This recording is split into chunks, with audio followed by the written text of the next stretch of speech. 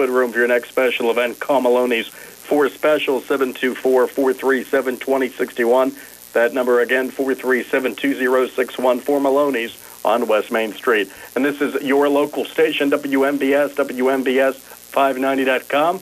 Also available for free via the TuneIn radio app on your smartphones and tablets. WMBS, your local station. Decision 2023 election results are being brought to you by West Media Group. More than political consultant, West Media Group is a full-service advertising agency and digital marketing company. They get results. Phone 724-532-3300. We're live with Decision 2023 from the Downtown Pub in downtown Uniontown. Brian Morozak along with George Rattay, Phil Michael, and Russ Rhodes. We're going to probably be with you until midnight or so tonight. We're hoping to get our first batch of election results here within the next hour or so. And Russ, Phil, and George, you guys have been out at the polls all day. What have you been seeing out there? Go ahead, Russ. Phil, you want to take? No? I voted in Hatfield 22. I was 22 at 720. I think that we're going to be 35-40%. Don't you think, George?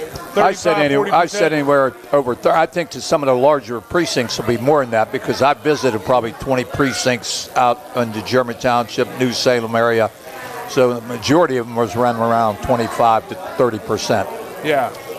I think South Union's over 2,000. Yes, I was going to say from numbers I've heard, South Union 1 is over 2,000. Yeah, South Union 1. But then the problem is, then you're going to get 1,600 people did mail-ins in South Union Township, so you got to split that up too. So it's going to be the mail-ins are interesting, and we just want to remind the mail-ins were counted all day today at the election.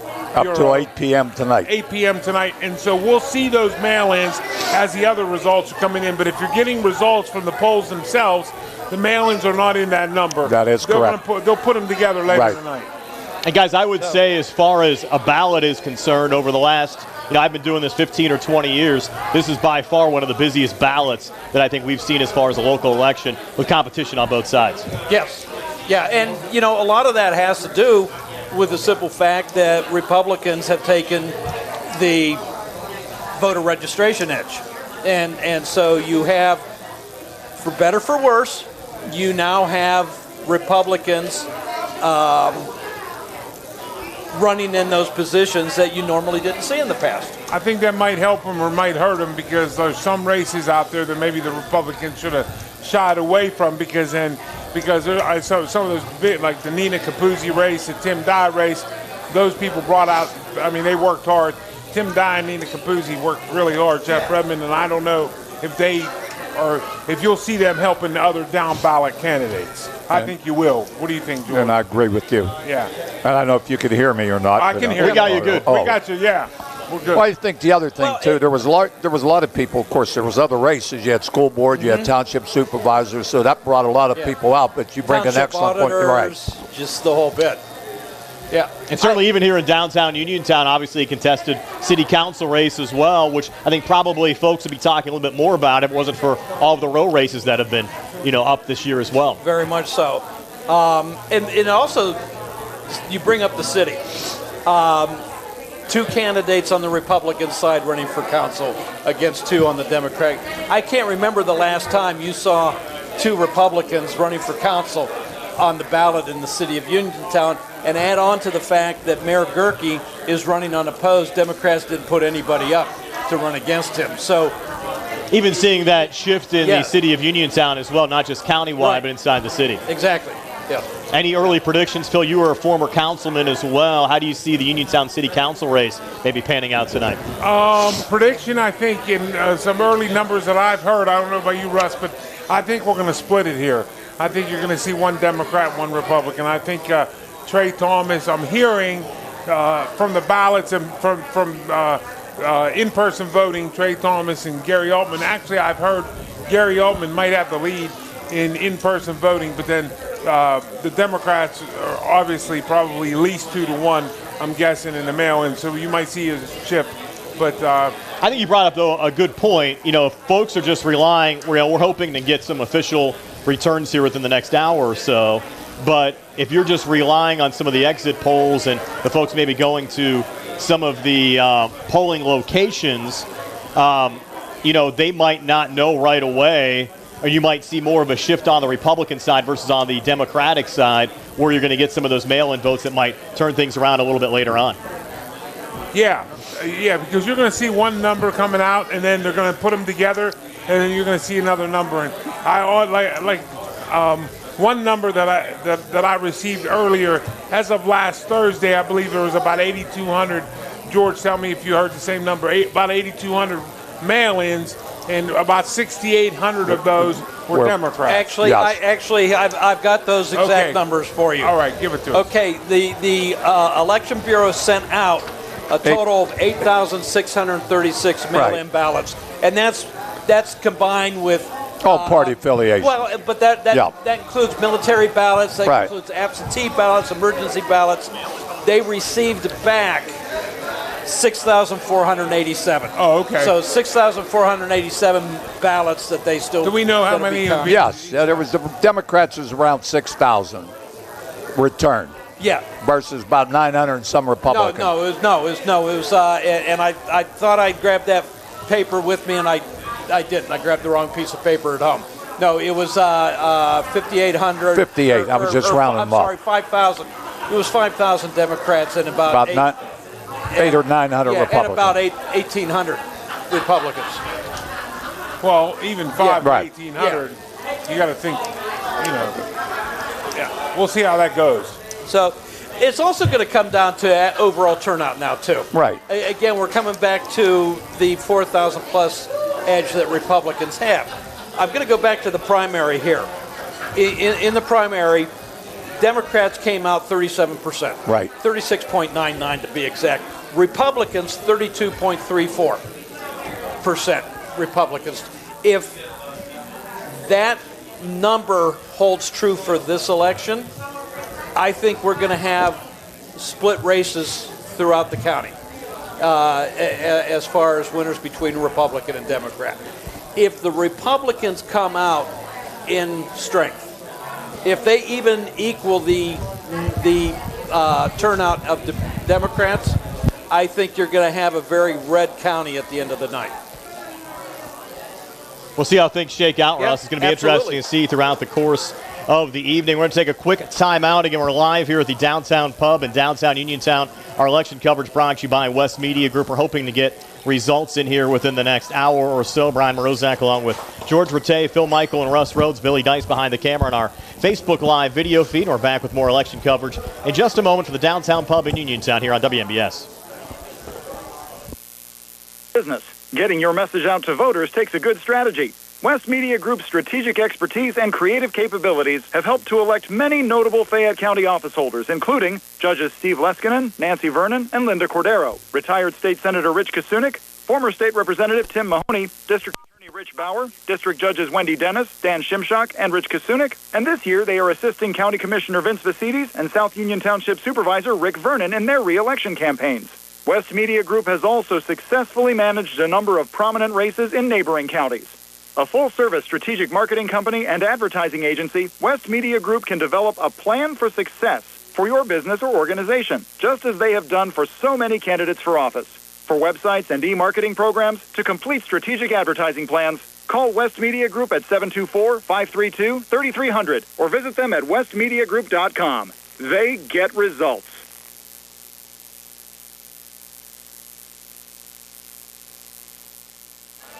Again, we're back live here at the Downtown Pub in downtown Uniontown. Morning Man here to remind you of the letters for this week's Name It and Claim It scrambled word game.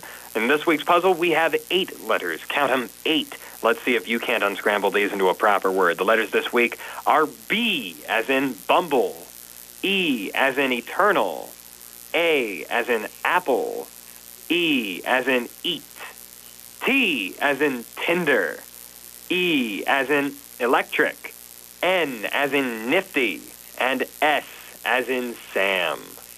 Those letters make up one word. You must use all the letters in your answer, no proper names, please. You want to get on this week's contest? Figured. Well, here's what you got to do. You send in your answer along with your name, address, and phone number to Name It and Claim It, WMBS Radio, 44 South Mount Vernon Avenue, Uniontown, Pennsylvania, 15401. Or if you really feel like it, you can drop your answer off here at the WMBS studio building in Uniontown personally. We have a basket in the lobby you can drop your entries off into. But either way, make sure your cards get in by 4 p.m. this Thursday, November 9th. Our prize this week is one of our old favorites, a $60 packet of Pennsylvania Lottery scratch-off tickets. Now, naturally, what this means is you must be 18 or over to participate in this week's contest, because that's how old you have to be to play any game from the PA Lottery. Enter as many times as you like. No purchase is necessary, because it's all from us, your local station, WMBS. Get in on the fun this week, because you very well could be the winner. The Roman Catholic Churches of Southern Fayette invite you to join us for the celebration of the Eucharist at one of our weekend Masses.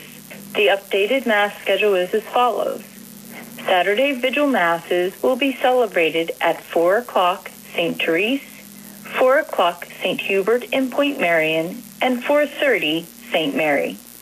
Sunday morning Masses will be celebrated at 7:30 St. Joseph, 8:30 St. Mary, 9 o'clock St. Cyril and Methodius in Fairchance, 10 o'clock St. Joseph, 10:30 St. John, and 11 o'clock St. Therese.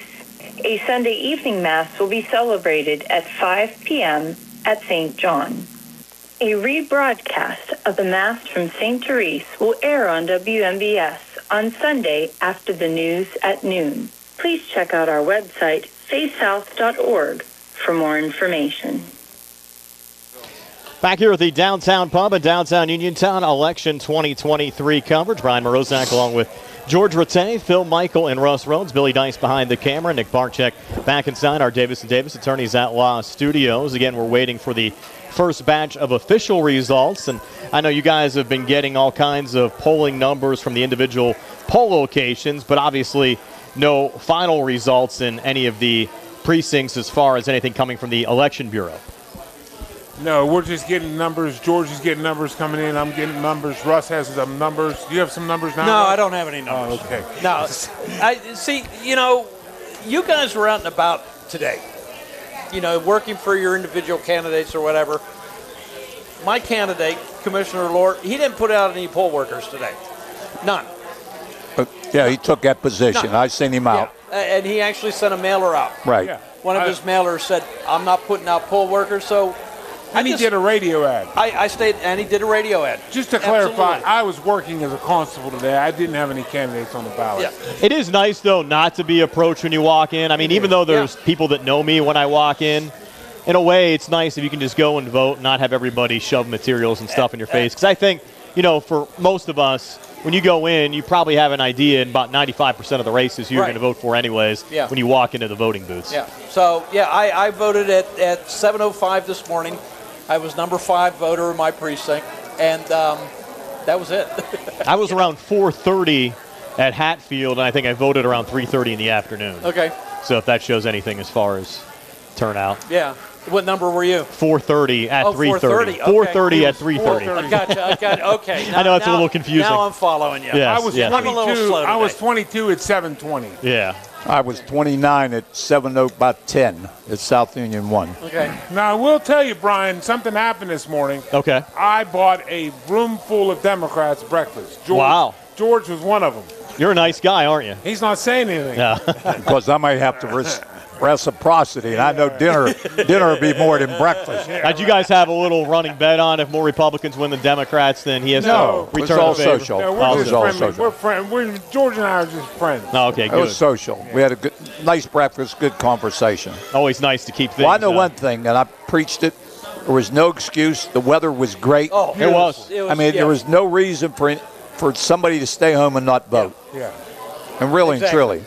Yeah. And hopefully that results in a better turnout at the end of the night. Well, I think you had some competitive races, of course, for the county, and of course, that we had a hot contested race in South Union for school board or for township supervisor, so that brought a lot more people out. And also have to thank the folks here at the Downtown Pub for hosting us here tonight. Rich Ringer, the proprietor here, along with Tim Mahoney, doing a nice job. The place is pretty full, guys. Yeah. There's a lot of people down there waiting for the results. Yes. It's kind of noisy in here. Yes. I know one thing. We don't have to go too far to find him this time, right? No, we don't. We always make him comments. What's going on with the Bureau of Elections? Just walk out the door. We're going to walk out the door. Or we could go on the balcony and yell across the street. And I imagine we're going to have maybe a politician or two stop in tonight and visit with us. I would say if they win. Yes. They'll probably be more eager to talk with us than if things go against them. Right. And I know we have a lot of Democrats here at the downtown pub as far as the folks below us. And I'm seeing a lot of Vince Pacitti shirts, Jack Connor shirts, Nina Capuzzi, Frank Hauser shirts. We saw our buddy Gary down there earlier as well tonight. So it could be a very, very festive night at the pub, or if things don't go as well, it might not be as festive. We could be all by ourselves after 11 o'clock. We might be all by ourselves after 11 o'clock. You never know. That won't be the first time now. But George will still be with us, right? Or I could be across the bureau. I guess one thing I'm going to say. But you don't have to go too far, though, if you want to drink, though, right? Yeah, I'm not going to drink on the air now. When is the first protest going to come in?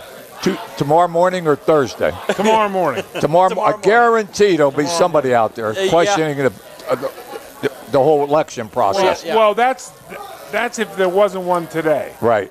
And I think there might have been. And I think you're 100% correct. So my spies are telling me that there's an observation deck at the election bureau now. Is that true, George? Observation room. Well, room. Okay. But yes. Whatever. And the room was opened early, and there was 3 individuals I was told was in there. Candidates. Candidates. Have you guys noticed any problems or heard of any problems at any of the polling locations? No. And I was, like I said, I was probably in 20-some polling precincts. No, I think it went smooth. Good. Yeah. That's always good to hear. I mean, it boils down to this. The process here in Fayette County is very well planned out and executed very well, and there are zero to minimal problems in Fayette County when it comes to voting. The problem with votes in Pennsylvania is the process that's passed down to the individual counties.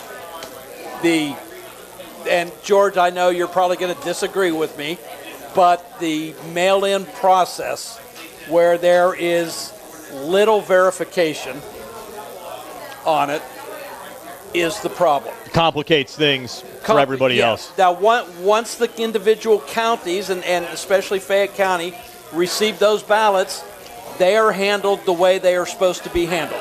They're separated, they're divvied up to the precincts that they belong to, and they're handled the way things are supposed to be done.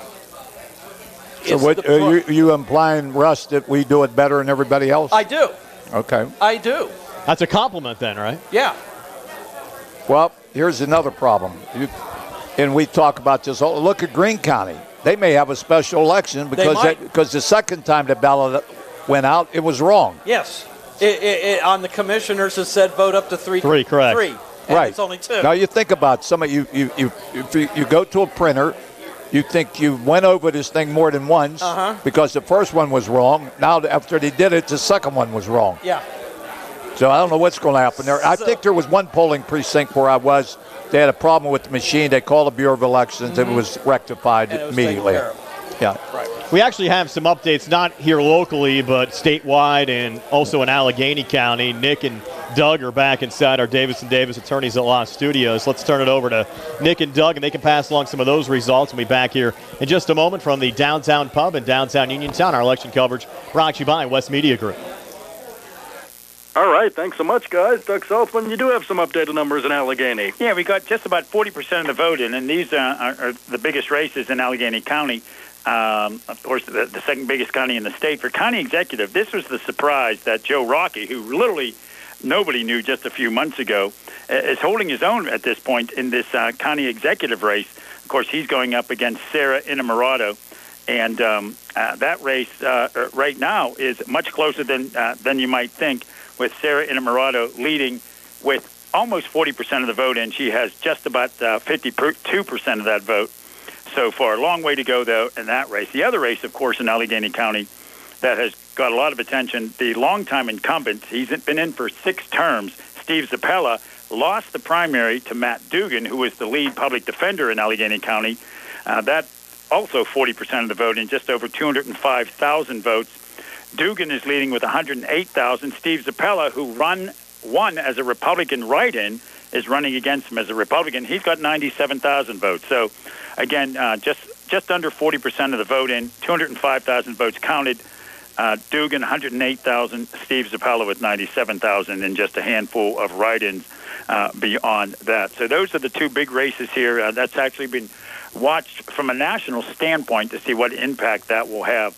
Lots of folks, when they run for office, I mentioned this earlier on the Afternoon Drive show, when they're saying they're an outsider. This Joe Rockey truly is. He's a retired executive from PNC Bank. He announced he was running.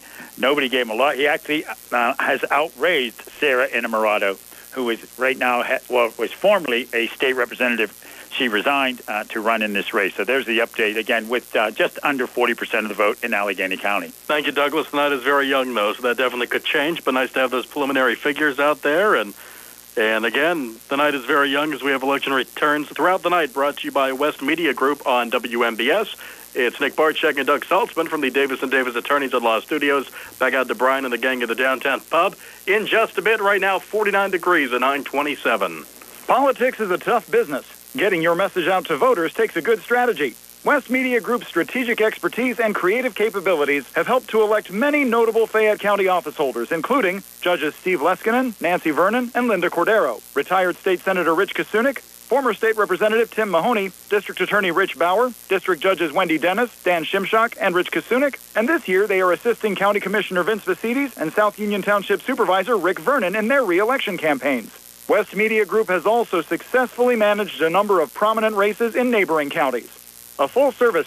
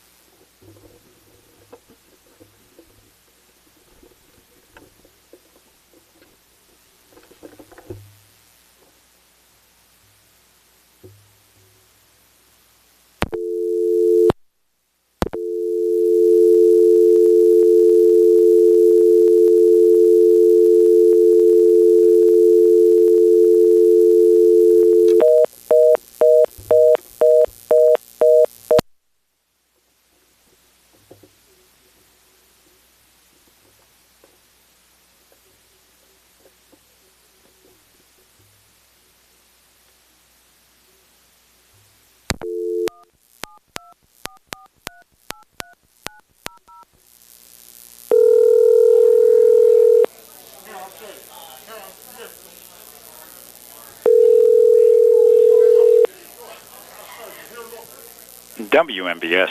Hey, we lost the feed, so I'm ready again. Just throw me on hold. I'm having trouble. You say you're ready now? Yeah, throw me on hold, please. Okay, I'll do that. So you're ready to come back as soon as Nick's done here? We're on Facebook Live, Doug. Please put us on hold. You got it. Battle between Matt Wolf, the Democrat, and the Republican, Megan Martin. And then on the Pennsylvania Superior Court, the two Democrats, Tamika Lane and Joe Beck. And on the Republican side, Harry Smale and Maria Batista. So those are the names you saw on the ballot today. And we're going to go back to the gang at Downtown Pub, I understand. All right, gentlemen. Just me for now, Nick. We're back here live at the Downtown Pub in downtown Uniontown. Brian Morozak along with Russ Rhodes, Phil Michael, and George Rattay. We're still waiting for our first batch of election returns to come in. We apologize. Had lost the audio there for just a second, but we have it back, and we'll probably be here until around midnight tonight. And again, hoping for some of the results to come in here over the next half hour or so. Again, a number of contested row offices, South Union Township Supervisor, and Russ Rhodes, just a number of contested races around the county, which should be a lot of fun to kind of get some of these numbers coming in here soon within the next half hour or so. It will. I'm looking forward to it. Just not only Fayette County, but other places around the country and around the state as well. Of course, the state, we've got Supreme Court seat up for election, 2 in the Superior Court and 1 in Commonwealth Court right now, and early returns on that have the Democrats well ahead in all of those races. But where those results are coming from, I don't know. I kind of suspect the Philadelphia area right now and Allegheny County. So those numbers will change. And there was over 1 million mail-in ballots in the state. Was there that many? Yeah, Okay. Over 1 million. Yeah. And again, we have Nick and Doug back in the studio as well, so if anything breaks statewide or up in Allegheny County or Westmoreland County, they'll pass along those numbers as well as we await our first batch of Fayette County results. And Russ, you said that they're probably not expected until around 10 o'clock tonight. Well, I had called the Election Bureau not too long ago asking when we might see numbers, and they said, well, 10 o'clock we're hoping. Okay. If not, I'm walking across the street. We'll see. We'll see. Maybe we can just send you over there, Oh, George, absolutely. and get our first batch of numbers here early on. The last year that'll be my duty. Yeah. Well, we'll give you. We'll hook up a long cord for your. Believe me, you can from the balcony here, from Timmy's balcony. Well, we had Gary Frankhauser down there. He's normally our sideline reporter for all the games. Right. We can bring the wireless mic over to Gary, and he can go out there and get some of the results. I'll tell you what I do. I may take a little walk right now over to the Bureau of Elections. Okay. But you got to realize polling was. Election was over at 8. We had the results. The South Union won at about 20 after 8. Mm-hmm. So all these voting precincts should be returning to the Bureau of Elections. If you want to head over there, feel free. We'll fill time here. And again, we have Nick and Doug back in the studio as well. They always have a number of things to say back inside our Davis & Davis Attorneys at Law studios. And anything else you guys are seeing back in the studio statewide that we need to know about? Going over the election results as well, Fayette County and both Allegheny County are slow with the results. As I mentioned earlier, we're about 40% in Allegheny County, so no change on that. That's a freeze up, as we call it in the biz, when we're trying to get results here. But still waiting for those results, and I'm showing the same thing here, that the county at this point has not released anything here in Fayette County. They did pretty good results at one point for Fayette County, but I had the wrong state. So it's important to get the right state. There's a lot of Fayettes out there. We're looking at the same thing. Yeah, on the statewide election, those results are very slow. The more rural counties and the T come in very slowly with results. Frequently, they love to hold out their results, which is always a classic because they want to have an impact. So people are waiting to see what Potter County has to think. But it's going to be very interesting on some of these statewide races. So many of these races have changed over the years because you don't have that one lever voting anymore. That was critically important, especially in the world of organized labor, where so often they urge the one lever voting, all Democratic, and that has changed. I think that surprised a lot of people back when that changed a few years back. So still waiting for larger, I should say, statewide results than we have to report right now. The numbers we have are well under 10% And going along party lines right now, the Democrats are leading in all of those statewide races. One for Supreme Court, 2 races, 2 openings, of course, on the state Superior Court, 1 on the Commonwealth Court. But the numbers are so low right now statewide, and we're still waiting for some of those numbers to come in, Nick. Absolutely, Doug. The night is very young. We'll be here for a while. So as those numbers come in, we'll give you all the updated information on WMBS, and hopefully you're listening on the radio or stopping down to Downtown Pub and talking with the gangs. We understand George is on his way to the Election Bureau. So if anybody can get things moving along, George Rattay is showing up. He's the man. We'll get, as soon as they walk in, they probably jump up and start working harder. That'll get the staff scurrying around. Yes, that might absolutely. That might well be the results with George down there. Nicholas, we're stuck back here, but we've got lots of pizza now. Oh, absolutely. We're living it up here in the studio. It's a party. I mean, it's like a college frat house here. Absolutely. We're doing very well. Here at the Davis & Davis Attorneys at Law Studios here in downtown Uniontown. Again, I'm Doug Sultan. That's Nick Barczyk over there. I was once on the air for 6 hours. I'm now pushing 5 hours. So I don't know if I'm going to set the... 6 is nothing. You're going to be here all night, We're going to be here all night waiting for the results of these races, these very unique races, to say the least. It's not too often that a row office loses in a primary, and that happened right here in Allegheny County when Rich Bauer lost the primary. I think that came as a big surprise to a lot of folks due to some issues during his time as a district attorney. But now we will have a new DA here in Fayette County based on the results from tonight. Absolutely, yes. That's one of the big races we're keeping an eye on, all the county-wide races, also for City Council in the city of Uniontown, and the statewide races, Pennsylvania Supreme Court, Superior Court, and also the state Commonwealth Court. So a lot of big races to look at, and also the national updates from CBS as well. We'll get you that news update from CBS in about 25 minutes or so. It's election night coverage brought to you, as always, by West Media Group. One of the big national issues, of course, was a ballot question in Ohio that would allow constitutionally women the right to abortion, and apparently that has been called as a victory. Yes. That has passed. That initiative has passed in Ohio, which is an interesting test state for something like that. Ohio tends to vote Republican in many ways, conservative voting state, and according to the AP, that ballot question has passed regarding abortion in Ohio. So that's interesting. And two gubernatorial races up this year, Mississippi and Kentucky. It looks like the Kentucky Democrat is leading in that race, too, yes, which might surprise some people as well. And other state to look at nationally would be Virginia, where they're looking to take over. All state government would be in the red column. They're hoping the Republican governor from Virginia is looking to have a Republican-controlled state Senate because the House already is Republican there. So there's a national update as well. Absolutely. Thanks so much, Doug. And we'll be checking in with you guys throughout the course of the evening. And right now we'll hear from our sponsor, West Media Group, on WMBS. Politics is a tough business. Getting your message out to voters takes a good strategy. West Media Group's strategic expertise and creative capabilities have helped to elect many notable Fayette County office holders, including Judges Steve Leskinen, Nancy Vernon, and Linda Cordero, retired State Senator Rich Kasunik, former State Representative Tim Mahoney, District Attorney Rich Bauer, District Judges Wendy Dennis, Dan Shimshock, and Rich Kasunik, and this year they are assisting County Commissioner Vince Vasides and South Union Township Supervisor Rick Vernon in their re-election campaigns. West Media Group has also successfully managed a number of prominent races in neighboring counties.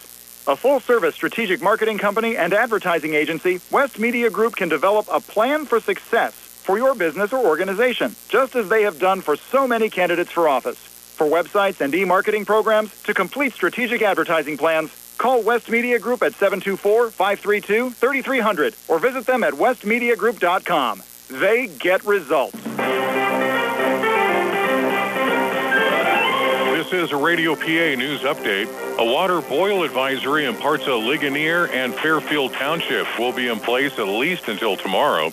Officials with the Municipal Authority of Westmoreland County say they begun collecting samples for testing yesterday, but they have to incubate for 24 hours before results can be provided.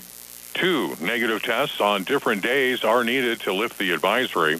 The boil advisory affects about 1,600 customers. First Lady Dr. Jill Biden is scheduled to visit Pittsburgh tomorrow. The Doctor of Education will be accompanied on her trip by acting. And we're going to jump out of that update. We do have some results. We go down to Brian Morozak and the gang, guys. Thanks a lot, Nick. And we do have our first batch of results here. I'm with Russ Rhodes right now. And Russ, I'm just pulling up this general election summary as of 9:30. Seeing these first number of results. Now it's showing 0 of 77, but have a number of results here. So I'm taking a lot of these are going to be mail-in numbers that have come in. You know what? I'm looking up at the top here. We're actually seeing 5,876 election day, 4,059 mail-in, 9,935 total votes cast, but it's not showing which precincts these are for yet. But we will go down, though, and just read some of these numbers again. Don't know where they came in from, but we'll start with District Attorney, where right now Jack Connor has 5,341 votes to Mike Abel's 4,210. So Jack Connor, an early lead of about 1,100 votes over Mike Abel. Of course, James Custer unopposed for sheriff. And the county commissioner race, things actually pretty tight. According to these numbers, Vince Vicides, the top vote getter so far, with 5,132 votes. Dave Lohr in second place with 3,979. Scott Dunn in third, 3,851. But Gino Gallo just 300 votes behind Dunn at 3,538. So that race rather close right now, guys. It is, and a lot of people are wondering about this write-in campaign. So there, nothing is listed as far as a write-in votes on that yet. Yeah, the only thing that you'll be able to see later on will be the undervote, which would be the number of. No, they should be. I believe they'll be. They'll actually show as write-in unresolved. Well, actually, right here it is showing unresolved write-in. Election day 338, mail-in 74 for 412. For mail-in under county commissioner. So there's 412 write-in votes cast so far in that race, according to the numbers we have. County controller right now, Scott Abraham, 5,586 votes. Rob Rhodes, 3,855. Clerk of Courts, Tim Dye, the early lead, 5,818. To Harry Young Cochran, the Republicans, 3,576. Register of Wills right now, the Democrat Jeff Redmond in the lead over Ken Bork. Redmond, 5,777 votes. Ken Bork, 3,724. For Thonotari's race, also sees a Democrat in the lead. The incumbent Nina Capuzzi-Frankhauser, 5,881 votes. Amber Feniello with 3,479. Coroner's race between the Democrat incumbent Philip Riley and the Republican challenger Bob Baker. Riley, 5,339 votes. Bob Baker, 4,295. So Riley, a 900-vote lead. And Russ, I wonder, obviously, the mail-ins being cast here, and we're generally more Democratic. Yeah. Are we going to maybe start to slowly swing as some of these precincts start to come in and see more Republicans start to gain a little more control once, or at least maybe pull some of these numbers closer once some of the polling precinct numbers start to come in? I think you will. I mean, here, we'll just look at the district attorney race right now. So here on Election Day, Jack Connor got 2,430 votes as of now at the polling machines. Mike Abel, the Republican, 3,249. So Election Day votes are going to the Republicans. Now bring in the mail-in votes. Jack Connor, 2,911 mail-in votes compared to 961 for Mike Abel. So we were talking earlier about the numbers of the mail-in votes that were sent out and the distribution coming back in, and that's what you're seeing right now is those Democrat ballots that were mailed in are taking the lead. A very close race for South Union Township supervisor right now. And actually only a 22-vote difference. The Democrat incumbent Rick Vernon, 882 votes. Garrett Braycon, the Republican challenger, 860 votes. So that race very tight. Those are all Election Day numbers as well. No mail-in votes have been counted in the South Union Township supervisors race so far. South Union Township auditor right now has Lee England, the Republican, with 1,067 votes. Dolores Martin with 613 votes. And again, that's in South Union Township. City of Uniontown City Council race. We talked about that earlier. And right now, the two Democrats in the lead. Trace Thomas, the top vote getter right now, 565 votes. Angela Brown in second place, 459. Gary Altman in third with 412. He's the top Republican right now. And John Sebsick with 299. So Thomas and Brown, the two Democrats, leading in the city of Uniontown. But again, we don't know how many of these cities' precincts have reported in that race. It's showing 0 of 7, but we have, as far as total votes cast right now, 1,101.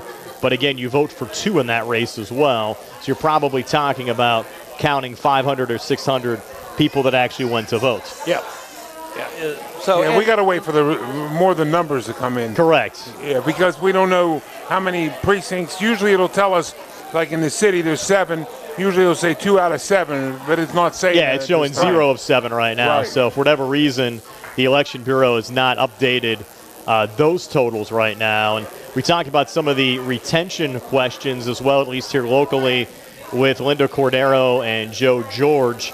And the retentions are showing yes versus no by a rather heavy number. For Linda Cordero, 5,788 yeses, 2,016 no's. For Joe George, 5,904 yeses, 1,864 no's. And you rarely see a retention vote, guys, go no. I think, Doug Saltzman might have told us earlier, maybe it's happened once statewide in Pennsylvania. So retention vote, you need to get 51% of the vote. You don't have to, it's just 51% of the vote. Now, in Washington County, currently, the Republicans put on a huge push for a no vote on retention. So there was 2 Democratic judges up for retention, and they, even on the Republican slate card, they were trying to get a huge push for a no vote. But again, you'd have to get 51% of the total vote. In either way. Either way, yes no, or no. 51 right, yes. Yeah. Right. But at least with these early numbers, I think the Democrats showing rather well tonight, and that was a question coming in. But again, if these are just all the mail-in numbers being cast and we aren't seeing some of these Election Day numbers coming in, how much of a swing are we going to see as the night goes on? I mean, we're definitely going to see a swing. Okay. Because it looks like there's 9. Russ, I'm seeing like 9,000 votes. So that's 9,935 votes. So how many people do you think is going to vote in Fayette County? What's our average? 30,000 or so?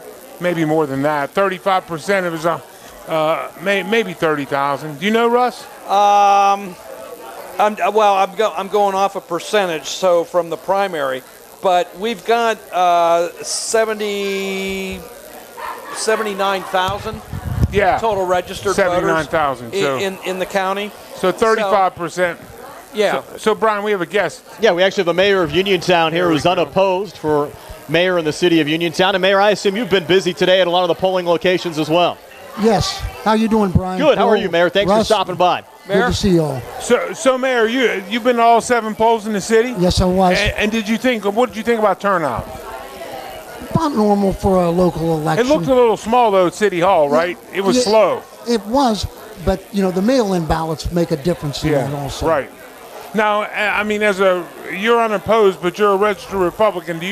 And there's a bunch of registered Republicans here.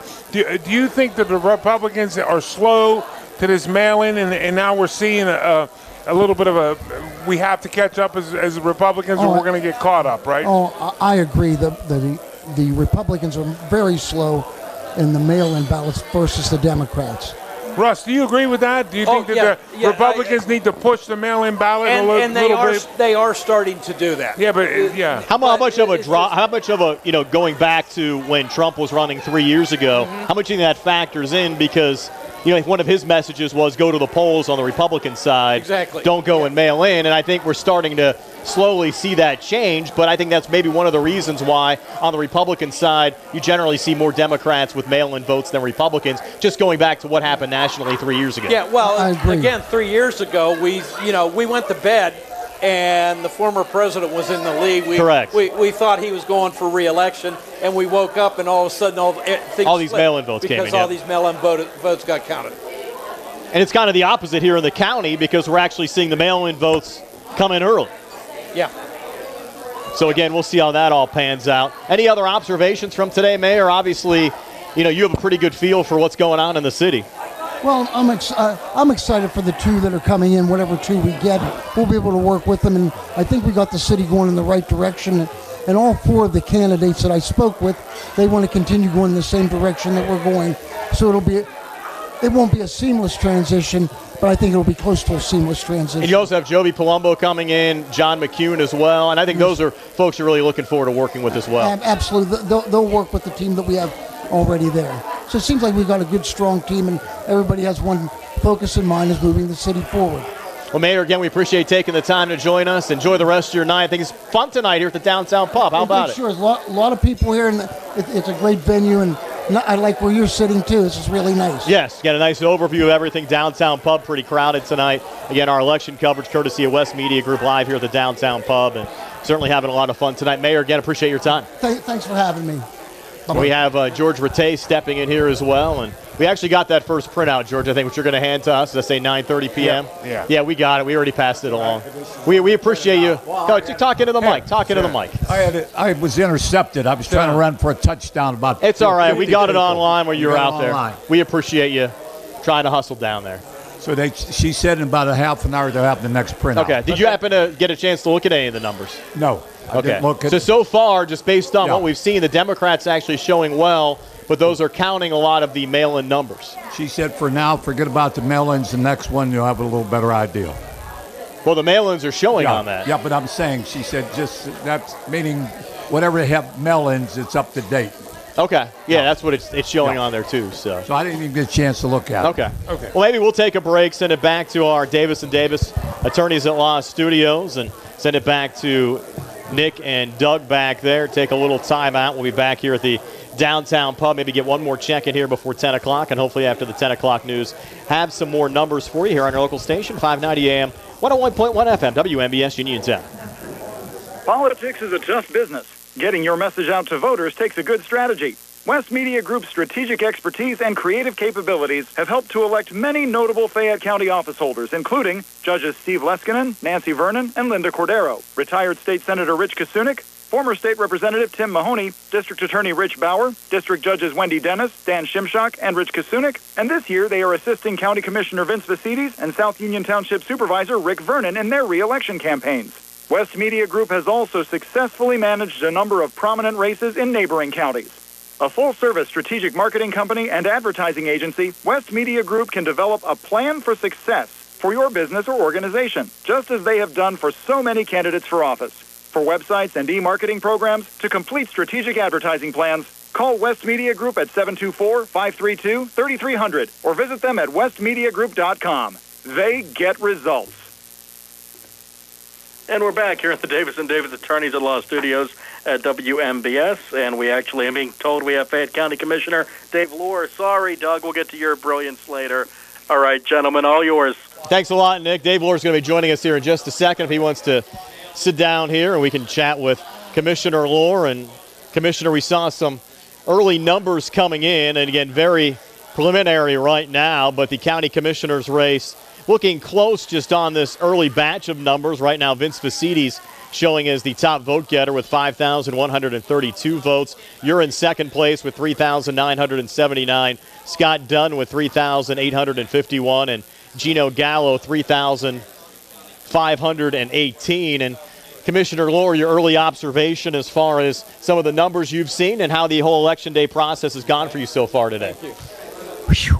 Yes. I think we all feel that way, though, don't we? Oh, yeah. It's I'm glad it's here and we're almost over. It's been a tiring year, and looking forward to the final close, and I'm liking what I see so far. I think our board that we've had over the last 8 or 4 years in particular has been strong, and look forward to that continuing, and us three getting this county, keep it going in the direction we've got it started. So. And right now, the three incumbents in the top 3 spots, we've seen a lot of mail-in numbers which generally favor the Democrats. Yeah. But I think, some of the observations, at least talking to our experts, think we're going to see Republicans start to make some gains as some of these numbers start to come in throughout the course of the night. Yeah, just from someone who was looking at them as they were coming in, as they were counting them, they told me I did very well in the mail-ins, and we should be looking good. I'm very humbled and proud. It's pretty. I'm sure it'll be nice to get to bed tonight, just having all this whole process be done, right? Well, if I can go to sleep. Yeah, if you can go to sleep. I got a busy day tomorrow. Yeah, a lot of adrenaline rush there, too. I know, Russ, you've been working a lot with Dave here over the last couple of months. For sure. Any questions for Dave here tonight? What time you taking signs down? Because it's not over until those are away. Well, I have the wrong vehicle. Otherwise, I'd be on my way home taking signs with me. Yeah.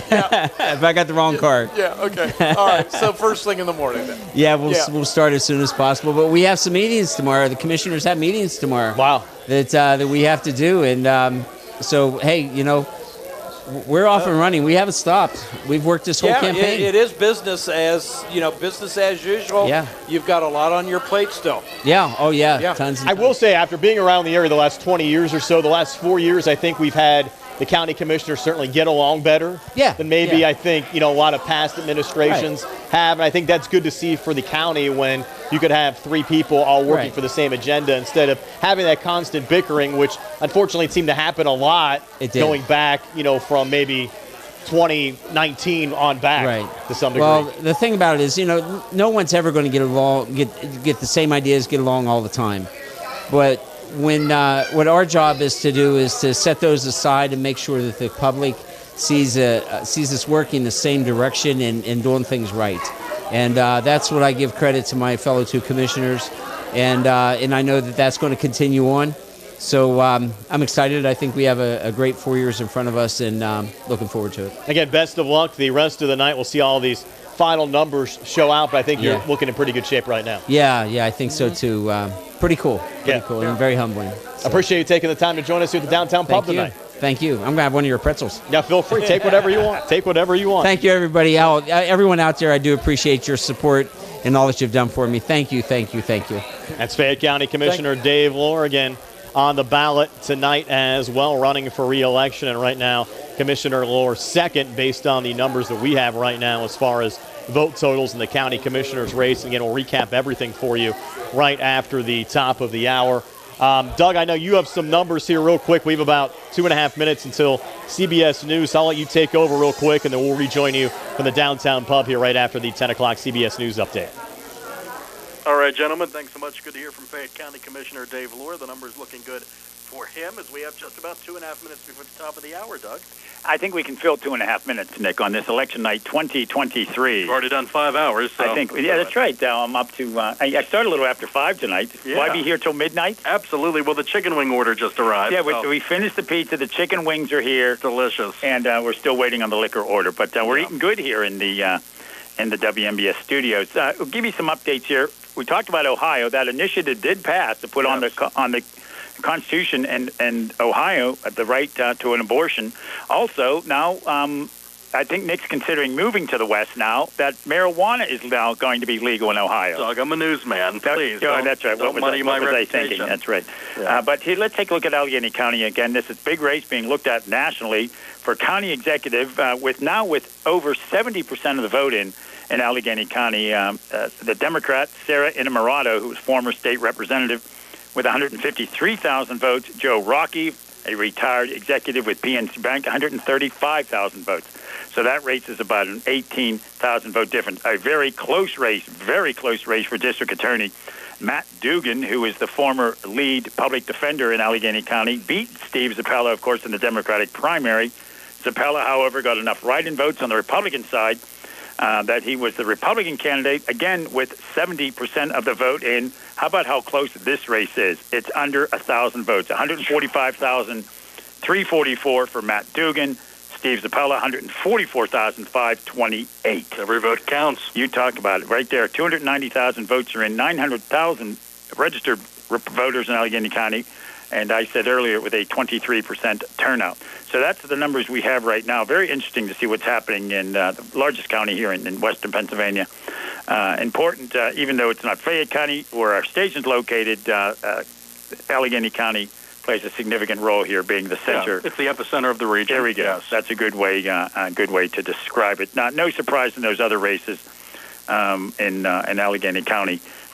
Democrats will sweep, I think, the rest of the row offices in the county controller, county treasurer, and then county council seats, et cetera. But that's what we're looking at here. But interesting news, though, out of Ohio that both of those initiatives ran. CBS News is next on your local station, WMBS Uniontown. It's election night coverage here, brought to you by West Media. I'm Doug Saltzman. That's Nick Barczyk. We'll head back to the downtown pub shortly. This is CBS News on the Hour, presented by Indeed.com. I'm Jennifer Kuiper. CBS News projects Ohio voters approve a ballot measure to enshrine the right to an abortion in the state constitution. Voters in Cleveland. I believe in life. It's the most helpless human being there is, and there's no defense, and it bothers me. I think a woman should have the right to choose what they want to do with their body. I don't think it goes into anything as crazy as the other side is saying it does, so I voted yes for that issue. Also, CBS News projects Democratic Kentucky Governor Andy Beshear will win re-election. CBS's Ed O'Keefe. The Beshear brand in Kentucky is so strong, of course, because his father once served as governor as well. They have a good reputation there for moderate Democratic politics. President Biden has congratulated Governor Beshear. U.S. Supreme Court justices have heard arguments over a law enacted by Congress 30 years ago, which blocks access to guns for those placed under a domestic violence protection order. CBS's Jan Crawford. This case came about from Texas. A man who was under a restraining order for threatening to shoot his ex-girlfriend was later found with guns in his apartment. So he is challenging that federal law, saying like he has a Second Amendment right to keep and bear arms, and he was never convicted, not yet anyway, or wasn't even indicted. 1 month ago today, Hamas launched terror attacks in Israel that Israel says killed more than 1,400 people. The Gaza Health Ministry says that over 10,000 people there have been killed in Israel's war on Hamas. CBS's Doug Williams in Tel Aviv. Sadi Baraka has been a gravedigger for 40 years. He told CBS News that before the war, this cemetery used to bury 2 or 3 people a month. Now it's received over 6,000 bodies, more than half of them children. Let them kill Hamas. I have no problem with that, he raged. But why are they killing innocent children in their homes? The Air Force wants to keep wind turbines from getting too close to nuclear missile silos. The military says turbines are a hazard for helicopter crews that have to fly low and fast when sight alarms sound. Smash and grab burglaries are becoming even more brazen in the San Francisco Bay Area, especially at one convenience store. KCBS's Matt Bigler. Surveillance video shows the backhoe scoop smashing through the windows and then pulverizing an ATM. I'll just say that's mind-boggling. Patrick Moody was shocked but not surprised by the brazen break-in. This economy right now, like everybody in need of money, and they're trying any and every way to possibly get money. Thieves fled just before police arrived, leaving behind the backhoe and a $70,000 repair bill. Nearly a dozen tuberculosis cases have been linked to a Northern California casino in the past 5 years. Health officials are encouraging workers and visitors at the California Grand Casino in Pacheco to get tested. This is CBS News. Make the hiring process work for you. With Indeed's end-to-end hiring solution, you can attract, interview, and hire candidates all from one place. Start at Indeed.com/credits. An apple a day keeps the doctor away. Did you know that apples are also the key to improving thinning, brittle, and shedding hair? It's true. Clinical studies confirm that a unique ingredient in apple extract is the #1 all-natural way to improve the look and health of your hair. But you don't need to eat more apples to get full, beautiful hair. All you need is Hair Volume from New Nordic. Hair Volume is the best-selling, most highly awarded hair tablet in the world. Tens of thousands of women who previously suffered from thin, brittle hair give Hair Volume their 5-star approval. But the best way to prove Hair Volume's effectiveness is to see the results for yourself. Stop shedding and start enjoying the thick, beautiful hair you've always wanted. Go to NewNordicUSA.com or your local Walgreens, Rite Aid, or CVS. Available as a tablet or delicious gummy, Hair Volume is guaranteed to give you the thick, healthy, and beautiful hair you've always wanted. Find Hair Volume at NordicUSA.com, Walgreens, Rite Aid, or CVS. A ceremonial set piece has played out in Britain. CBS's Vicky Barker. The state opening of Britain's Parliament, an ancient ritual, but this year with a new protagonist. It is mindful of a legacy of service and devotion to this country set by my beloved mother, the late Queen, that I deliver this, the first King's speech in over 70 years. King Charles III honoring the late Queen Elizabeth, affirming the continuity of Britain's monarchy and its democracy. Vicky Barker, CBS News, London. A woman in Michigan's Upper Peninsula who's accused of trying to kill her husband by setting him on fire in 2021 has been separately charged with murder in the death of a popular Ishpeming meat shop owner, Glenn Andrews, who was caught in a house fire last spring. Charges of first-degree murder and arson have been filed against Julie Boxley. Her lawyer has said that Boxley has a history of mental illness. Jennifer Kuiper, CBS News. The WMBS Weather Watch brought to you by Maloney's on West Main Street, Uniontown, serving delicious entrees and Maloney's since 1950. Overnight low 39, 66 for Wednesday, 54 overnight Wednesday. Thursday at 66, 52 Friday with some rain moving in. For the weekend, should be nice, sunny, and dry. 50 Saturday, 52 on Sunday with lows into the low 30s or the upper 20s. 51 for Monday. Next Tuesday, sun, 51. That weather update brought to you by Maloney's Italian Restaurant on West Main Street, Uniontown. Ask them about their popular banquet menu and their banquet room for your next special event. Call Maloney's for special 724-437-2061. That number again, 437-2061 for Maloney's on West Main Street. And this is your local station, WMBS, WMBS590.com. Also available for free via the TuneIn radio app on your smartphones and tablets. WMBS, your local station. Decision 2023 election results are being brought to you by West Media Group. More than political consultants, West Media Group is a full-service advertising agency and digital marketing company. They get results. Phone 724-532-3300. We're back here live at the Downtown Pub in downtown Uniontown. Our election coverage brought to you by West Media Group. Brian Morozak along with Phil Michael, Russ Rhodes, and George Rattay. Billy Dice behind the camera on our Facebook Live video feed. Nick Barczyk and Doug Saltzman back inside our Davis & Davis Attorneys at Law Studios, keeping you abreast of all the information back not only countywide but statewide as well. And guys, we had our first batch of election results come out around 9:30 tonight. We're thinking there was no precincts that were showing being reported, but just from our estimates, we're saying those were probably 30 to 40% of the vote-in probably countywide. Is that correct, Phil? That's what I'm looking at, but I'm also looking at the totals here, and it says with the 9:30 count says 4,059 mail-in ballots. Well, earlier we talked about the mail-in ballots. So I think that's about 6,000. You're saying? Yeah. So I think there are more in-person ballots out than the mail-in. Correct. So at this point, so I think you're going to see a big swing here in the next batch. In the next batch, I think we're going to see we're going to go back to the right.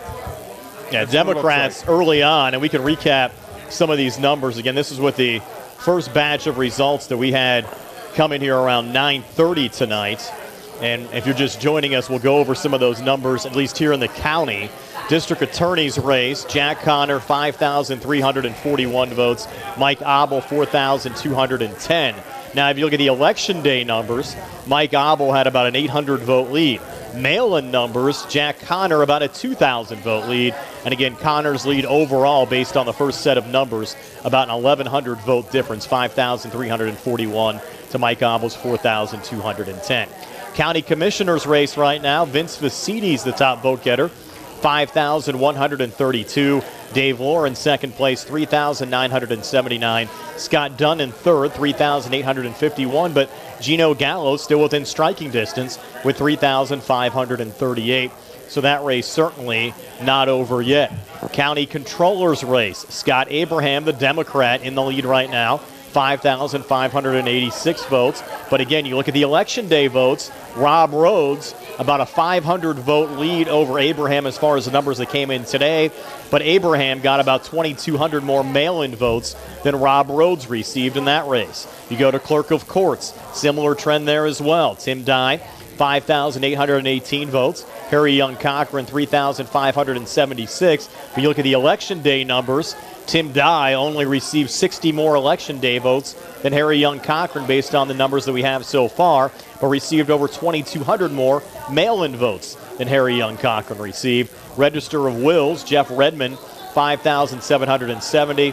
Ken Bork, 3,724. Nina Capuzzi-Frankhauser also a lead over Amber Feniello.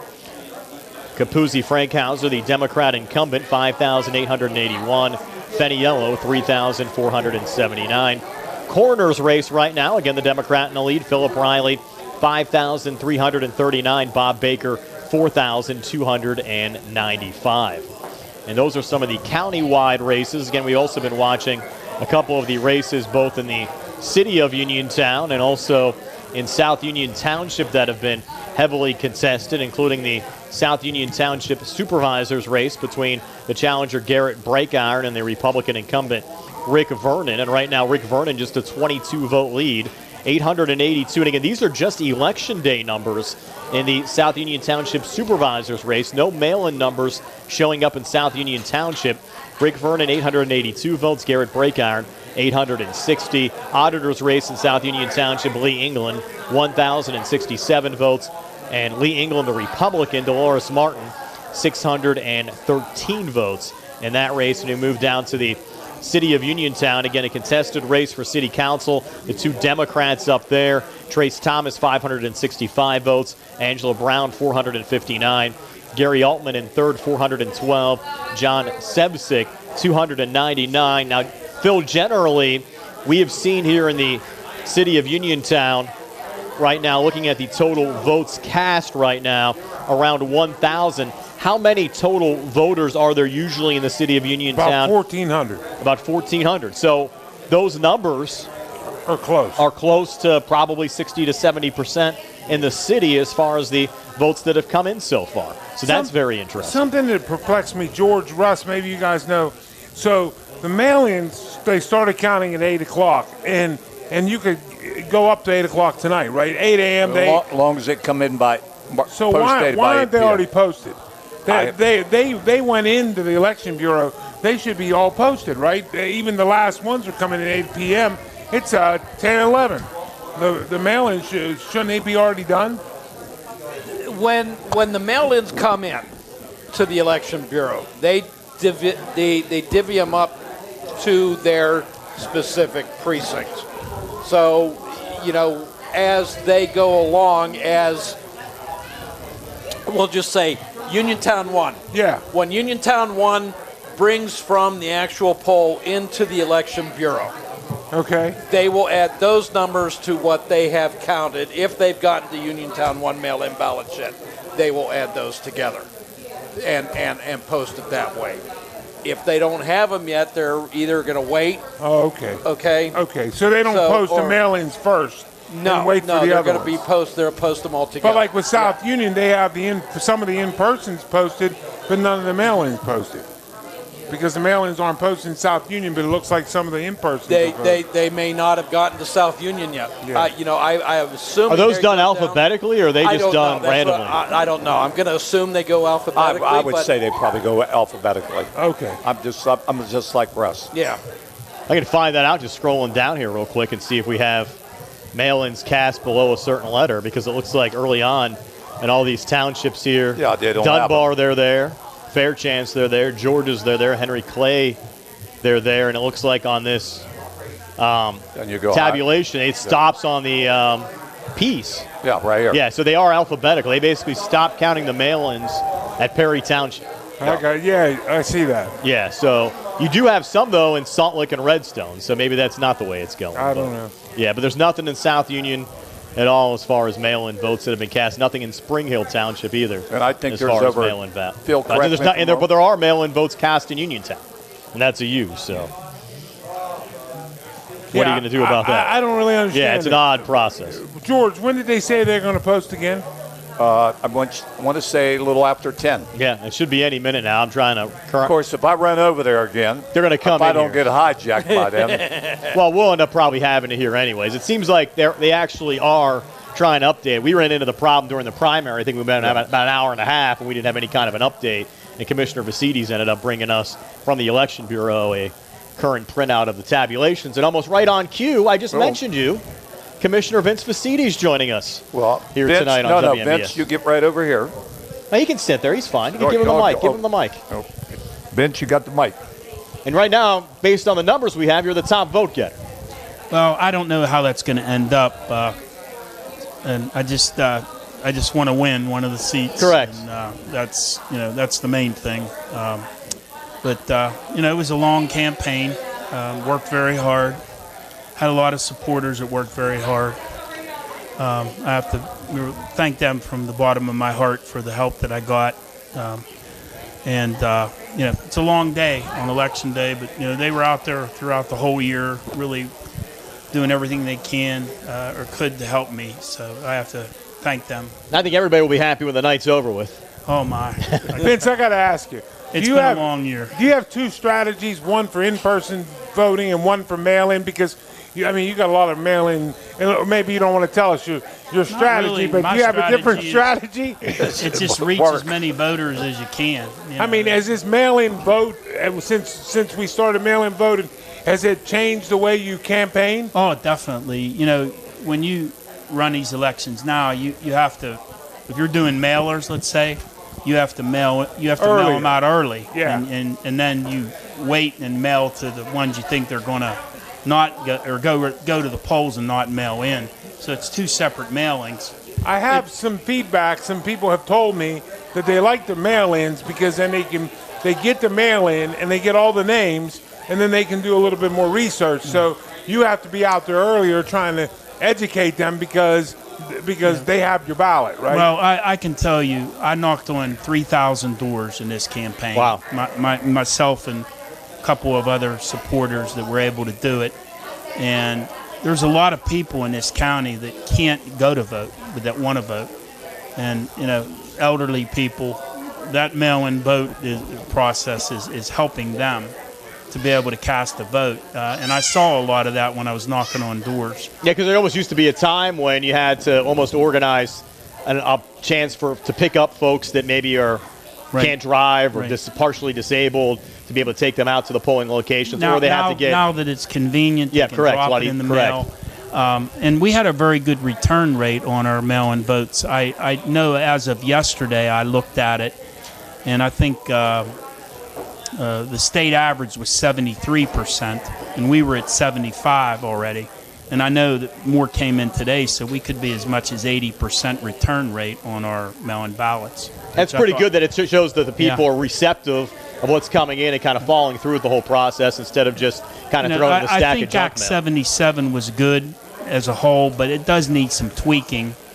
And I hope that the legislature can come together and fix whatever issues that it has. But the premise of it is very good because people have that opportunity to cast a vote if they aren't able to get to the polls. And, I think it's a good thing. We want everybody to vote that wants to vote. We were talking to Commissioner Allure earlier, and he mentioned tomorrow's a work day for you guys, so you don't really have much downtime at all. We got a full schedule, and I think we have a commissioners meeting coming up next week as well. Yeah, but we have a agenda setting meeting before that. So now there won't be much time to relax, but any big issues we're trying to get past here in the final 2 months of the year cycle? Well, we got to do our budget. Correct. That's where we are. I mean, our budget, we have to present it, and we have to, we have a 30-day period to look it over, and then we have to pass it, and so we got our work cut out for us. But I hope that. We'll get more returns soon, and we can see where everybody stands. I haven't got the last printout I had was 9:30. Yeah, and it was 9,900 people voted. Correct. That's what we have as well. Yes. Those are the latest numbers. So we're hoping. But this campaign was it was frustrating because, I'm just going to say it the way it is. There was a lot of disinformation spewed out there, untruths, lies, and that was frustrating to me. I tried to set the record straight on as many of them as I could, but there were so many things said that I felt, it's totally inaccurate. But I think the one thing, we talked to Commissioner Allure about this as well, you go back over you've been there for most of these cycles, the last 20 to 24 years. I think the last 4 years is by far the best that the three commissioners that were in office, I think, got together and were kind of working towards a lot of the same agendas instead of constantly being split and sometimes maybe pulling the county in different directions. Well, I think it seems like you guys kind of had a common goal to try to move the county forward. Yeah, I think that what we did differently was we talked things over and we hashed it out. And if there was somebody that had a better idea, even though somebody might have presented the idea, then we built on that idea and we moved it forward. And if we did disagree, we didn't want to embarrass the county. Correct. And that's where, it almost seemed like, though, in past years, you guys might go outside and see the sky's blue and somebody else would say, no, it's red today, just for the simple fact of saying that. But it's good to see that everybody's working in the right direction. Yeah, I mean, it isn't that we don't agree. Yeah. We disagree on things, as frequently as any group would, but we put our best foot forward we're trying to create an atmosphere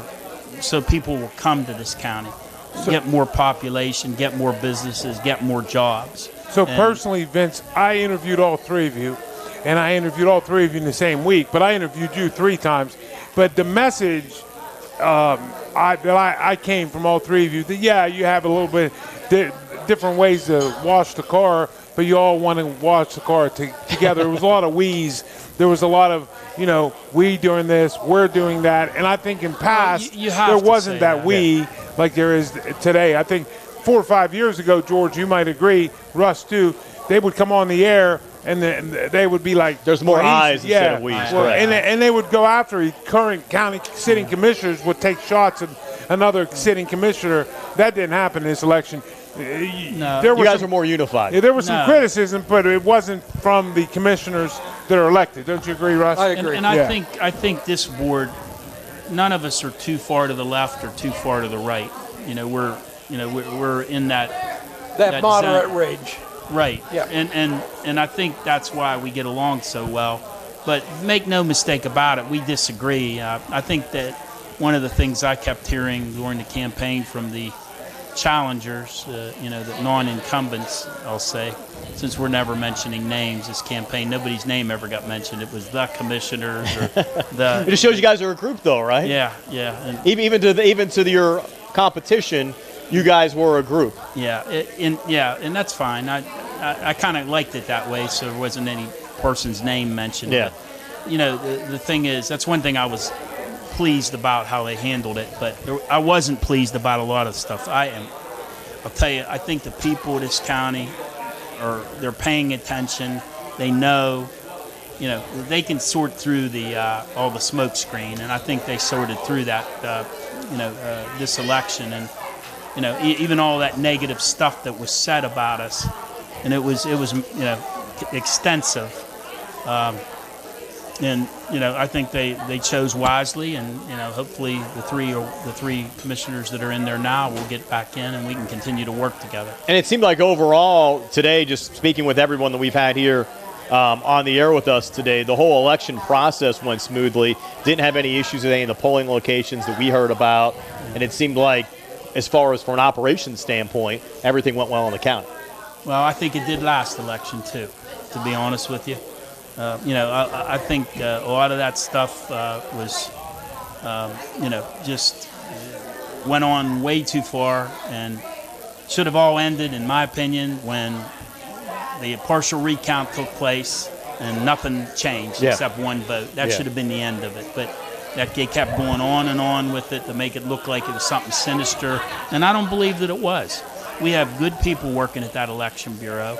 They're non-partisan. They try to do their job and do the best job they can, and they're under a lot of stress because of all the stuff that went on with that, and I hope that changes in the future. I mean, if you look at other counties, I believe Greene County's had 4 election directors in the last couple of years, right? Well, they had two in the past month. Yeah, but I think it was been 4, and they've had some questions in the last couple of weeks where I don't think that we had those serious ballot issues.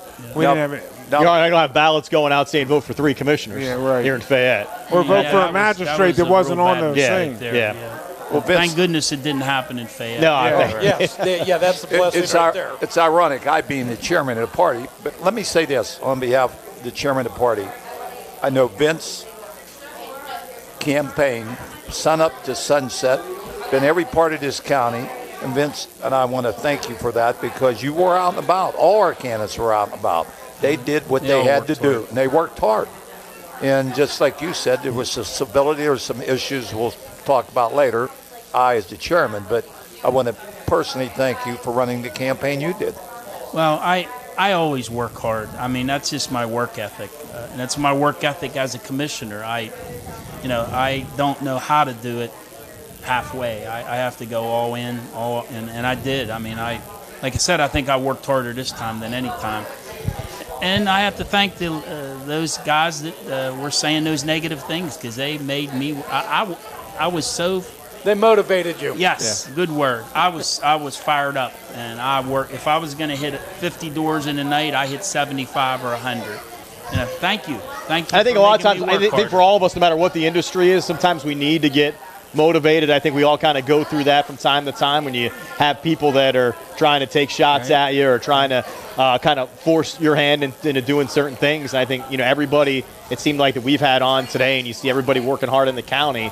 A lot of you guys put in a ton of work, no matter what the office was, whether it was county commissioner, whether it was district attorney. You can go on and on and on. I mean, you guys were all out there campaigning. You look at the South Union Township Supervisors race, same way. These guys here in the city of Uniontown for council. Rick Vernon's going to win that, by the way. Okay. Because I don't think any of the mail-in ballots have been counted.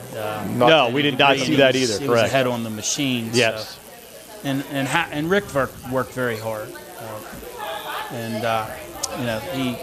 He works hard as a supervisor, too.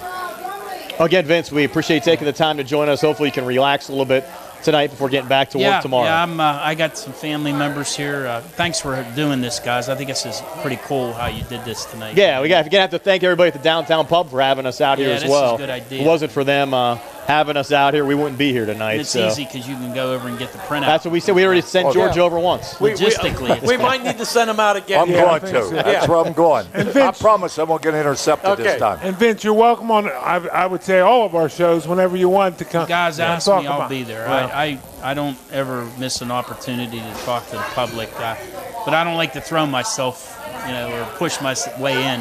If you ask me to come on, I'll do it. I'm going to definitely need some downtime in between my regular duties to get rested. And we actually have some new numbers. Yeah, we got some new numbers in. We'll hear them right now. While we get all this tabulated, we'll take a quick 60-second timeout. We'll get all these results tabulated. Again, Commissioner Vasides, thank you for taking the time to join us. We'll get a quick word from West Media Group, and we're back with new numbers here from the Downtown Pub on WMBS. Getting your message out to voters takes a good strategy.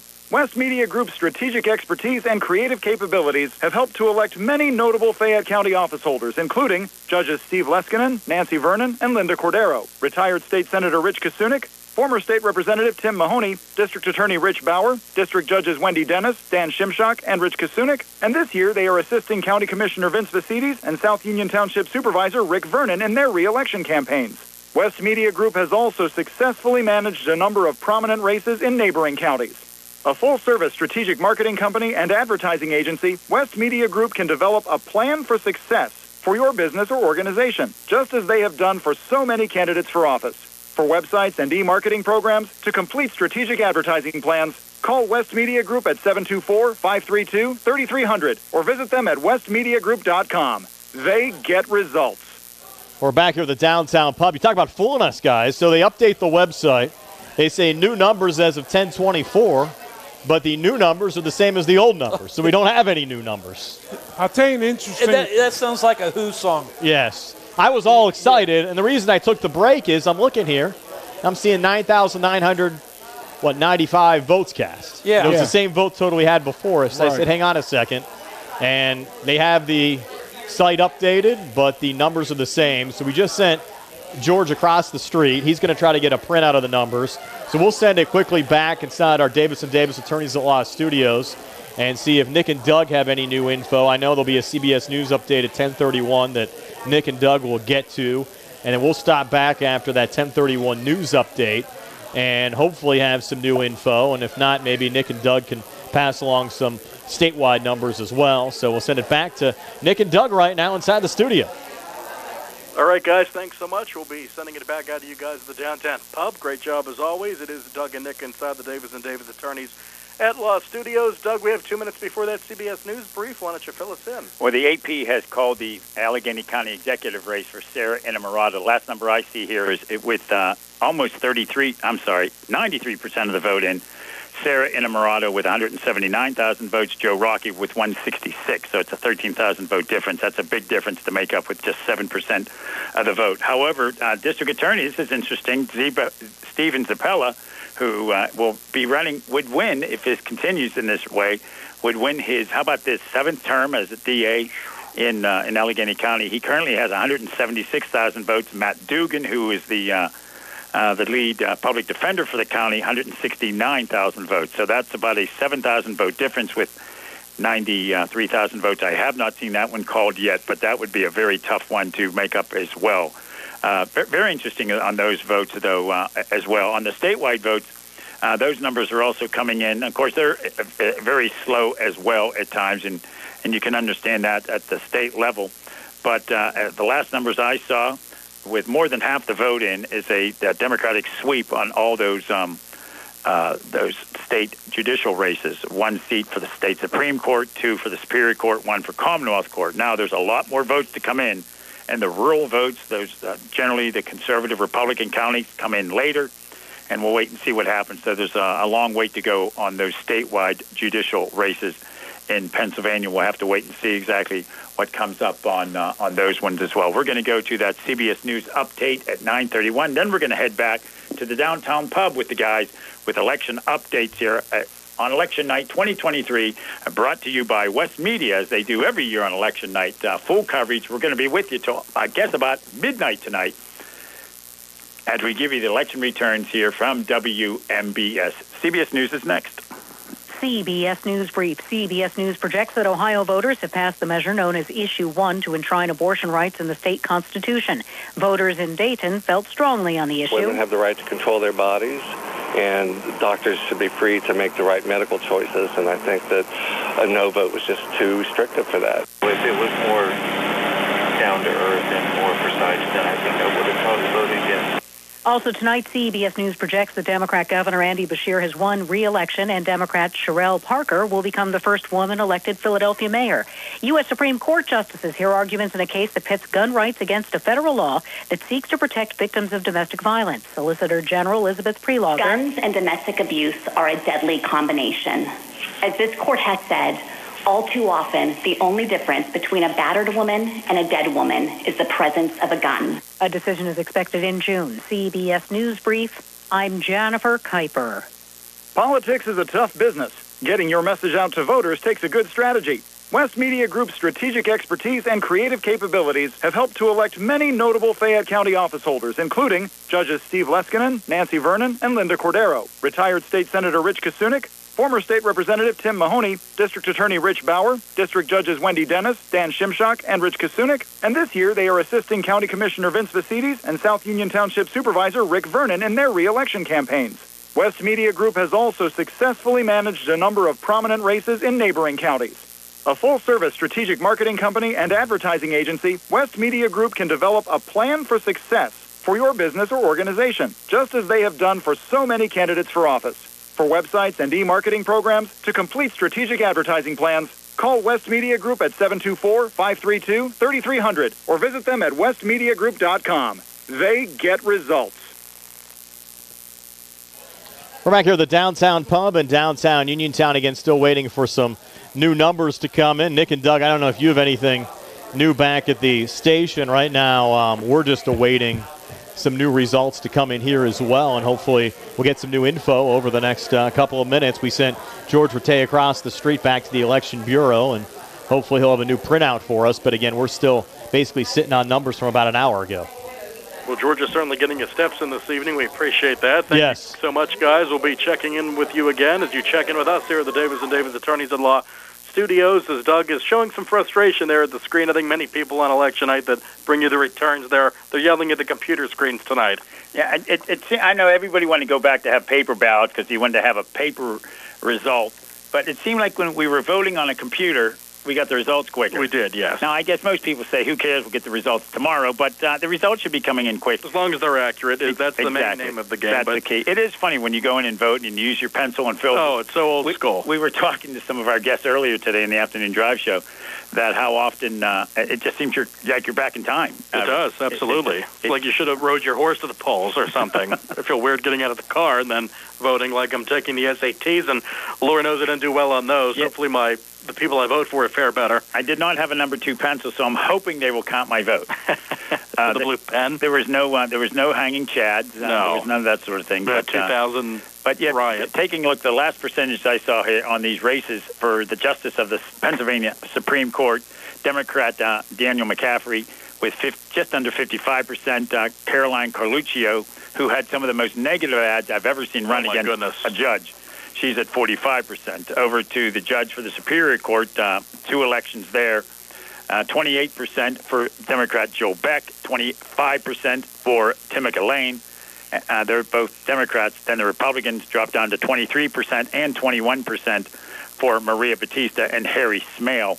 I saw a lot of ads for that race. Didn't see any for the Commonwealth Court race, though, between Matt Wolf and Megan Martin. But the Superior Court and the Supreme Court races were heavily advertised this weekend. I was watching football all day Sunday, and that was every other ad. So, right.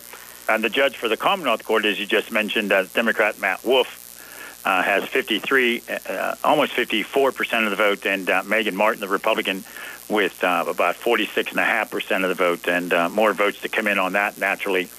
About half, and again, usually the votes come in late. They call it the conservative T. You go up the middle of the state, start down in Franklin, Fulton County, Bedford County, head up to Potter, McKean, Tioga, and go to the right and left. That's where the vote counts generally come in a lot slower in those areas, the rural county votes. So those numbers could change. A long way to go yet on that. We also talked about some national elections. We talked earlier about those 2 ballot initiatives in Ohio passed legalizing recreational marijuana. And also gives women the right to an abortion from a constitutional standpoint in Ohio. The incumbent governor, 2 governor's races that were looked at nationally, and we talked about those earlier on the Afternoon Drive show. Right now it looks like the Democrat incumbent in Kentucky will win, and the Republican will win in Mississippi. And the Democrat won the mayoral race in Philadelphia, which I'm sure is a shock to everyone. No surprise there. And by the way, talking to folks talking about Roe v. Wade, that just gave the rights back to the states. It did not outlaw abortion nationwide like many people. No, that's just in Ohio. Yeah, in Ohio. Right. Yeah, well, Roe versus Wade being overturned gave it back to the states. In Ohio, their voters have decided to make it a part of their constitution. And that's an interesting vote for Ohio, which tends to vote red in many races. Yeah, and, so those are 2 very liberal positions to vote for marijuana legalization, for abortion rights in Ohio, going, I guess, blue, going left in both of those races. Yeah. But one last look here with an update. Sarah Innamorato still now with a 9,000 vote lead with 97% of the vote in over Joe Rockey for county executive in Allegheny County. The DA, Steve Zappella, has increased his lead up to over 10,000 votes with 97% of the vote in. So that's very interesting that Steve Zappella, who lost the primary, will win the general. People in Allegheny County seem to like him. He's been around a while. Been around a long time. Of course, term limits are decided at the ballot box, so, yeah. I mean, if you don't like him, vote him out, but he seems to be very popular up north. Yes, there's no term limit for DA. There is a term limit for county executive in Allegheny County. It's 3 terms, and that's why Fitzgerald obviously could not run for re-election. And Miss Innamorato seems to be quite a controversial figure, doesn't she, Doug? Yeah, she is. She's had some very interesting comments to make, very anti-police comments. Joe Rockey, again, the Sarah Innamorato has gotten a lot of attention, though. She has a lot of youth support. It's very interesting to see that. But certainly has the backing of U.S. Senator Fetterman, not surprisingly. Fetterman and the governor, and Bob Casey. I don't know if he endorsed her, but... of course, he's from Scranton, not from the Pittsburgh area, like Fetterman is. But yeah, that's so it's interesting. And Joe Rockey literally came out of nowhere and outraised her. So that's rather interesting. Yeah, when I heard that name, I thought it was maybe Mr. Roddy, because that's the name you hear. But no, Mr. Rockey, a PNC executive, I understand. So yeah, political outsider, but it's hard to win, I guess, when you're dealing with a city like Pittsburgh if you're a Republican. But you think maybe the suburbs would have made it go his way, but that was not the case. Yeah, this is the 4th county executive. Of course, they passed the ballot initiative back in 1990. Let me get this right, 8. There you go. When they switched over from the county commissioner form of government in Allegheny County to county executive, Jim Roddy served a term. Dan Honorado served 2 terms. Fitzgerald has served 3.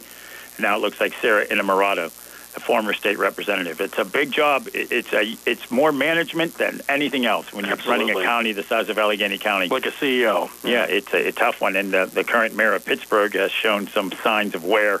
It's a tough job running. You're suddenly a manager. You're not a legislator. You're a manager, and it's a big job.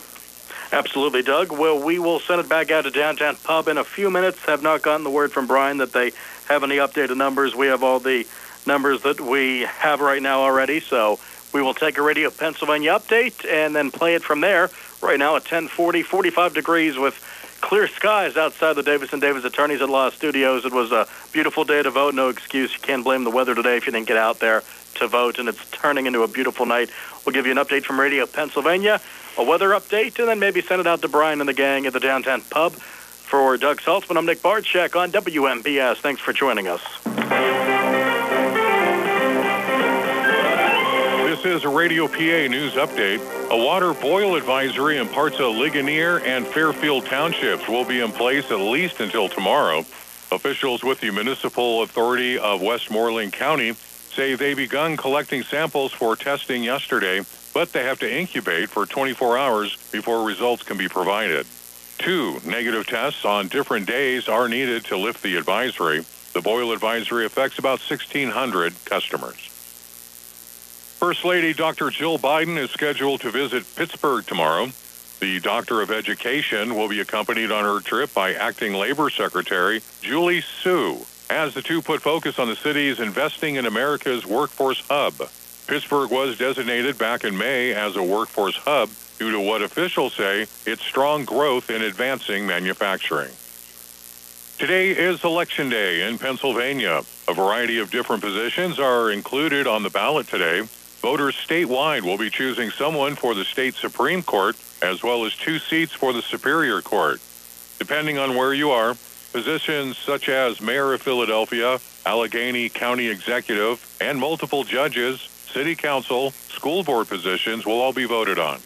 Polls will be open today from 7 a.m. to 8 p.m. A young man is in critical condition after a shooting in Philadelphia yesterday. Police say around 4:26 p.m., they found an 18-year-old man suffering from 8 gunshot wounds on East Schiller Street in the Kensington section of Philadelphia. He has been placed in the hospital in critical condition. Police have yet to determine who is responsible. Election Day is observed on the first Tuesday after the first Monday in November, taking place today this year. Now is the time to grade your public officials. I'm Lance Pry, and you're up to date with Radio PA. Okay, I'll be right there, guys. Hey, oh, Dad, come on in. I thought you were the radon test guys. The who test guys? Didn't you see the paper Sunday? The Surgeon General issued another warning. Oh, like the cigarette warning? Exactly. Only now they're saying radon causes lung cancer. For non-smokers like us, radon is the #1 cause of lung cancer. You're kidding me, right? I have a smoke-free home and my family can still get cancer from radon? Yep. That's why the Surgeon General says every home should be tested for radon. But I don't smell any radon in my house. No, nobody can smell radon. It's odorless, colorless, and tasteless.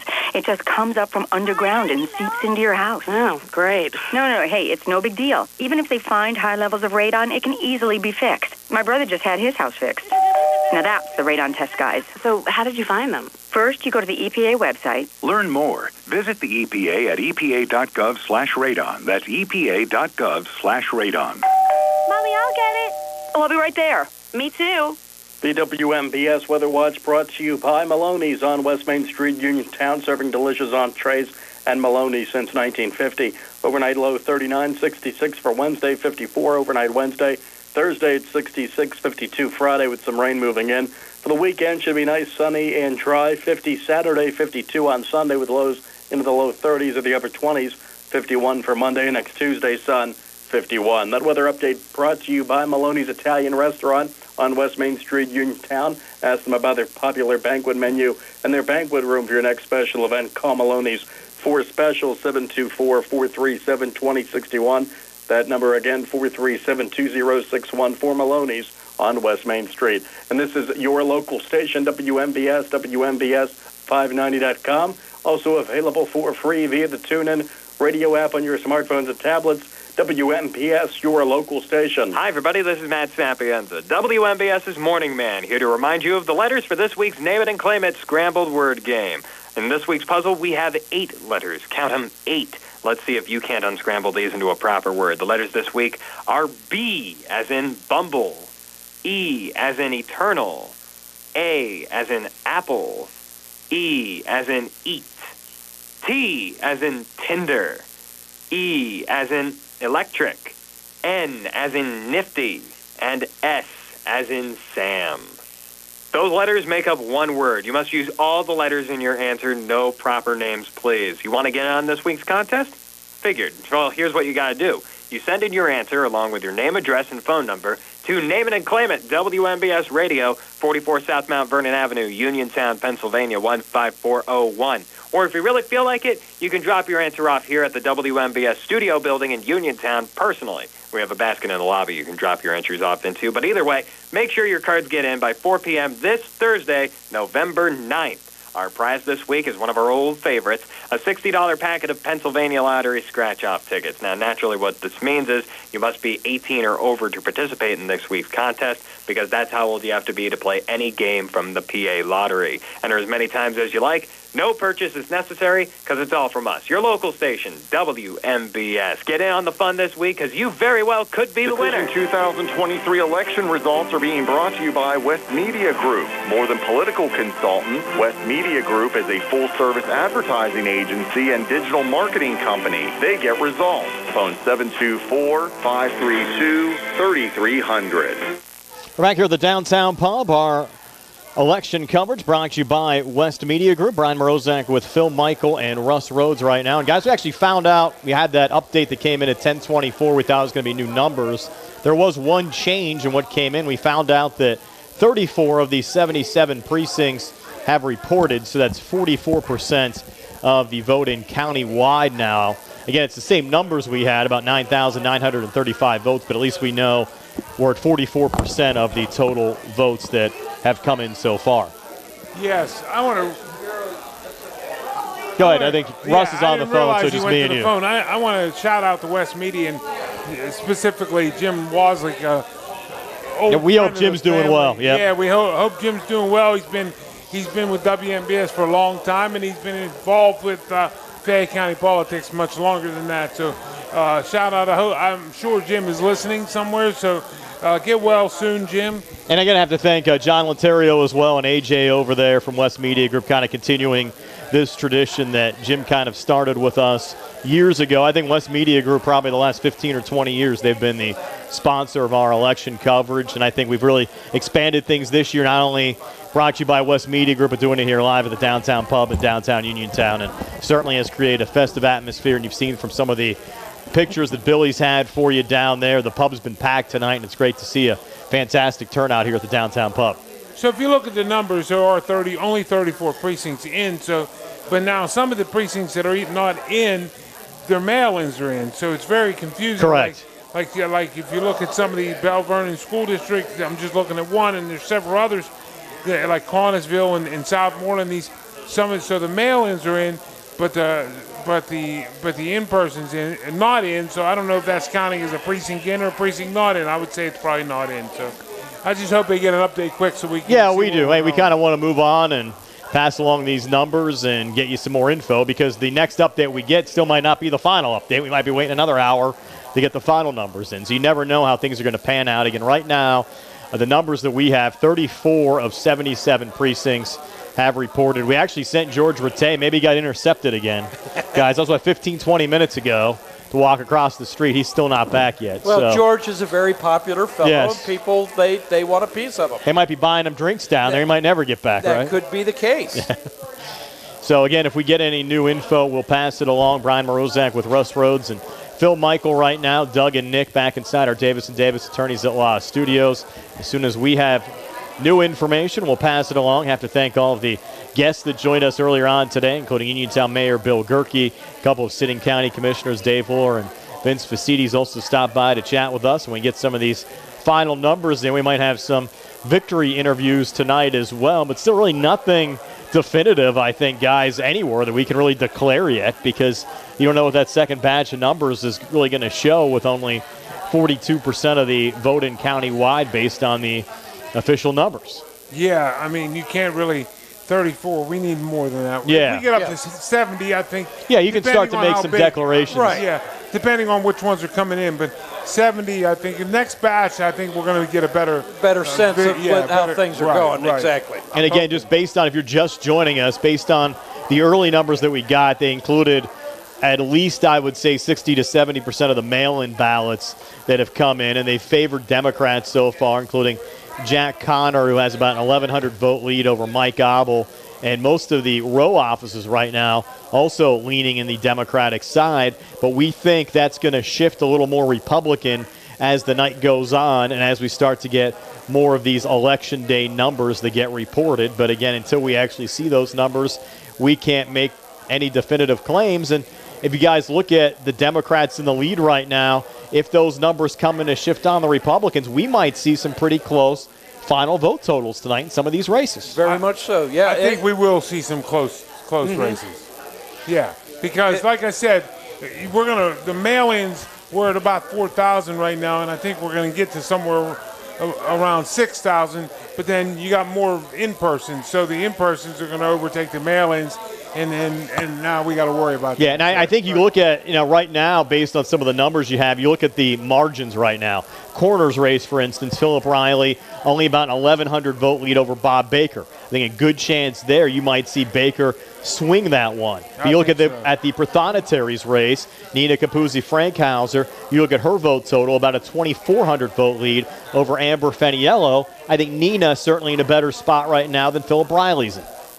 Oh, absolutely. Well, if you look at Nina's vote total, I mean, she crushed it with the mail-ins. I mean, correct, yes. I mean, crushed it. So did Jeff Redmond. And that's her margin right now because the walk-in votes today roughly tied. I mean, Nina took that by 70 votes, but that's tied, really, in the grand scheme of things. Right. So it's the mail-in balance is what's really and if you end up seeing the trend that we expect to continue, I think you're going to see more votes go towards Dave Lohr and Scott Dunn in the county commissioner's race, which is going to hurt Gino Gallo right now, who currently trails Scott Dunn by 300 votes based on the numbers that we have. But if you're getting more in-person votes and you expect those to go Republican, now Gino was running with one of the write-in candidates, John Marietta, who, of course, is a Republican. So he might be prone to maybe get more Republican votes than maybe a normal Democrat might, but you don't know how that's going to go either. I mean, even if you look at the unresolved write-ins, the total's only 412. So correct. At this point, with 30. Well, it's not. I don't think it's good for John, but you don't know how things might swing for Gino at the end of the night. And also the DA's race right now as well. Jack Connor, about an 1,100 vote lead over Mike Abel. Is that going to be a comfortable enough lead for Jack Connor when we start to see some of these Republican vote totals coming that might favor Mike Abel later on in the night? I mean, it doesn't seem like that. It seems like the math is going to get real tight. Yes. So, it looks like, and, some of these, each race is very different. Correct. The district attorney's race, both of those gentlemen, were on the radio, you saw signs, but then you go to the Prothonotari's race, and I know, Russ, you might have a little bit different view, but I only saw signs for the Amber Finelli in the last week. I didn't even know what they were. And then, boom, you see some signs where you saw Nina's signs. You saw Nina herself. And Nina spent some money on the radio. And you look at Feniello, she wasn't even on the ballot. In the primary, she had to do a write-in to get enough votes to even get put on the ballot itself. And quite frankly, we haven't seen. We're obviously in the know, and we talk to these people that come by all the time. I've never met Amber Feniello. Neither have I. So you wonder how much do you want the office? How much do you want the office if you're not even going out there and campaigning and advertising much aside from putting up a couple of signs? Well, which were bad signs. It was black and red. Yeah. And it's not much of a contrast. You drive by and it's like, who was that? Yeah. I couldn't tell.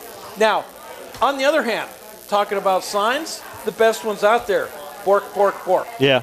Name recognition. We talked about you. I think you mentioned that on the radio today. Yeah. Support the bork, right? Yeah. When they were... Absolutely. I mean, just the one where it's stacked, bork, bork, bork. It gets in your head, right? Exactly. You might not know who he is, but you're going to go to into the polls, and and that's going to be stuck there. In your you're head. going to see him on the ballot and say, oh, yeah, okay, I know. But it's like Matt Sapienza's music in the morning, like his liners and stuff all the time. They're in my head all day. Yeah, because the Sapienza show or whatever. Yeah. And how about much you singing that at 3 o'clock in the afternoon because you're hearing it all morning, right? Well, and it definitely, like, even if you look at the clerk of courts race, I got to say, I mean, Tim Dye was everywhere. Give Tim Dye a try. He was everywhere. And then you saw Harry Young Cochran in the last couple of weeks with that car of his, that white cat. Was that a Cadillac, Russ? Well, apparently, yes. Yeah, something like that. Yeah. And you only saw it in the last couple of weeks. Is it for sale? He said it wasn't for sale. But I mean, Tim, I don't know what else Tim Dye could do. I mean, like, you know what I mean? Like, I don't know, dress up like Santa Claus. Here's my thing. And we'll stick with the clerk of courts race. Harry Cochran, he seemed to base his campaign on, I'm a Republican. Yeah, that's all he said, and a veteran. And he's not for sale. Yeah. Yes. Okay, that's great. I expect my candidates not to be for sale. You know, but add a little substance is what you're saying. Yeah. Well, yeah. Tell me about the office. Yeah. You know, why do you feel you're going to be better than the incumbent that's there? And telling me you're a Republican just doesn't cut it. Yeah. I agree with you. A lot of times it does. Don't get me wrong. But it's nice to see and I think the folks that have the more aggressive campaigns and tell you what they're all about, how they want to change things, what's going wrong right now in the office where we feel we need a change, and have more of a platform, I think obviously makes you more electable when, you kind of know what that person stands for based on just, like you said, saying you're a Republican or saying you're a Democrat and saying you're not for sale or whatever you want to go along with. So, but yeah, I totally agree with you on that. And again, we're coming up about 5 minutes until the top of the hour. And this, guys, it kind of seems like it did in the spring, though, too. Weren't we in this kind of similar phase? What, about an hour and a half? I think in between updates, and technically our last update was about 9:30. I was happy to 9:30. I'm like, oh, okay, here we go. Let's get it done. We're rocking and rolling now. And then we get an update with 10:30 that only showed the precinct numbers, and we've been here waiting since then. And also one race that we do have some numbers on. We didn't pass it along earlier, but it might have been one of the highly contested, heated races around the county. Oh, my. And we're moving into Nicholson Township, guys. Okay. Between Rich Ainsley and Mike Perupski. Mike Perupski on the latest count, 136 votes. Rich Ainsley, 31 votes. Wow. But that's only mail-ins. That's all mail-ins, correct? Yeah, that's all mail-ins. And they all went Republican on the mail-ins. Well, because Perupski's the Republican and Ainsley's the Democrat. So if there's any race that you could say is pretty heavy going in one direction or the other, it's Mike Perupski over Rich Ainsley, because there's not a lot of votes out there in Nicholson Township. And it's my understanding that if Mike Perupski wins, he will be the first ever Republican in Nicholson Township? Yes. Wow. So that certainly says a lot. And actually, I just got a text from Mike's son, Ryan, and he said that they've declared him the winner in Nicholson Township. Wow, okay. So, again, congratulations if that holds up to be true. Congratulations to the Perupskis. Again, Mike Perupski, the vote leader in Nicholson Township. It's kind of funny, guys, because you see all these, big races countywide, and then you get a little township like Nicholson sometimes has the most energy of any race. Yeah. Well, because that truly is a neighborhood race where everybody knows everybody. Correct. I mean, it was amazing. We had both of those guys in studio at the same back to back. I thought we were going to have to call you in as a constable there for security. I mean, I was surprised I wasn't there. You know what I mean? Russ handled them back to back. Yeah. and he was doing it live on the air, just moving them back and forth. Did they have to have one go out the back door? No, I think they passed each other. I know there were times, you go back 12 or 14 years. Remember when Larry Roberts was running? Oh, yeah. There were times when he had to go out the back door before the next candidate came in because it was that heated. Oh, so. Trust me, I remember. Yes. Oh. Again, we're live at the Downtown Pub. Our election coverage brought to you by West Media Group. We hope we get some updated numbers. Are coming up on 11 o'clock, and Doug and Nick let you guys take it up to the top of the hour. Thank you, sir. We're honored. Sounds like you're having a lot of fun there, but we're having a lot of fun here in the Davis & Davis Attorneys at Law Studio. Steak was good. Pizza was good. We're polishing off the liquor, right, Doug? Well, I like my filet medium well, but it came medium. Oh, well, those are the breaks. Yeah, that's it. But it's good food we've had here in the studio. Delicious. I'm full. And let's take a look at, you're looking at, there's so many national, we've been trying to give you some updates on national issues around the country as well. Some of these are rather unique. How about the abortion vote in Ohio? We talked about, of course, that passed, and the president, Biden, came out to say that MAGA lost in Ohio. That's a typical strong Whoever point. wrote that for him was brilliant. Yeah. They also approved in Ohio recreational marijuana. Andy Beshear, the Democrat incumbent in Kentucky, won As well, the Democrat, no surprise, won the mayor of Philadelphia, Sherelle Parker. They do have term limits in Philadelphia. She is the city's 100th mayor. Wow, and first female, right? By the way. And how about this? 2 precincts in the Philadelphia suburbs remained open an extra hour after a bomb threat forced people to evacuate. You don't want a bomb area. threat on Election Day. Exactly, yeah. So interesting votes around the nation as we talked about the Kentucky vote, the Mississippi vote, the incumbent Tate Reeves won re-election. So there's some national news here as we head up. Speaking of national news, CBS News at 11 o'clock at night, Nicholas. Yes. I'm going to set a personal record. If I'm on the air till midnight, I would have been on for 7 hours. I don't think we're going to be able to join that Penguin game. They'll be done with the post game before we're done with the election results. You never know. We'll see what happens here. But news is next. This is CBS News on the Hour, presented by Indeed.com. I'm Jennifer Kuiper. CBS News projects that Ohio's Issue 1 will pass, amending the state's constitution to protect access to abortion. Voter reaction in Dayton. Abortion is a very personal thing, but I don't have the right to tell others, and I think women have the right to control their bodies. I try to keep my faith and my politics separate, but I think the number one just goes a little too far. Also, CBS News projects the Democratic incumbent governor, Andy Beshear, has defeated Republican challenger Daniel Cameron, Kentucky's Attorney General. University of Virginia political analyst Larry Sabato. It's not as though Kentucky's going to vote Democratic for president anytime soon, if ever again. But it suggests that the right kind of Democrat can do well enough in rural areas, for example, to overcome a very strong Republican lean. In Washington, D.C., police arrested a 21-year-old man who had a rifle at a park near the U.S. Capitol. CBS's Nicole Killian with more. Near the U.S. Capitol, police took down a 21-year-old man who was carrying a semi-automatic weapon. One officer tasered him in the back. He fell forward onto his gun. The suspect was identified as Amir Levon Morel of Atlanta, Georgia. A law enforcement source tells CBS News the gun seized was a modified AR-15 rifle.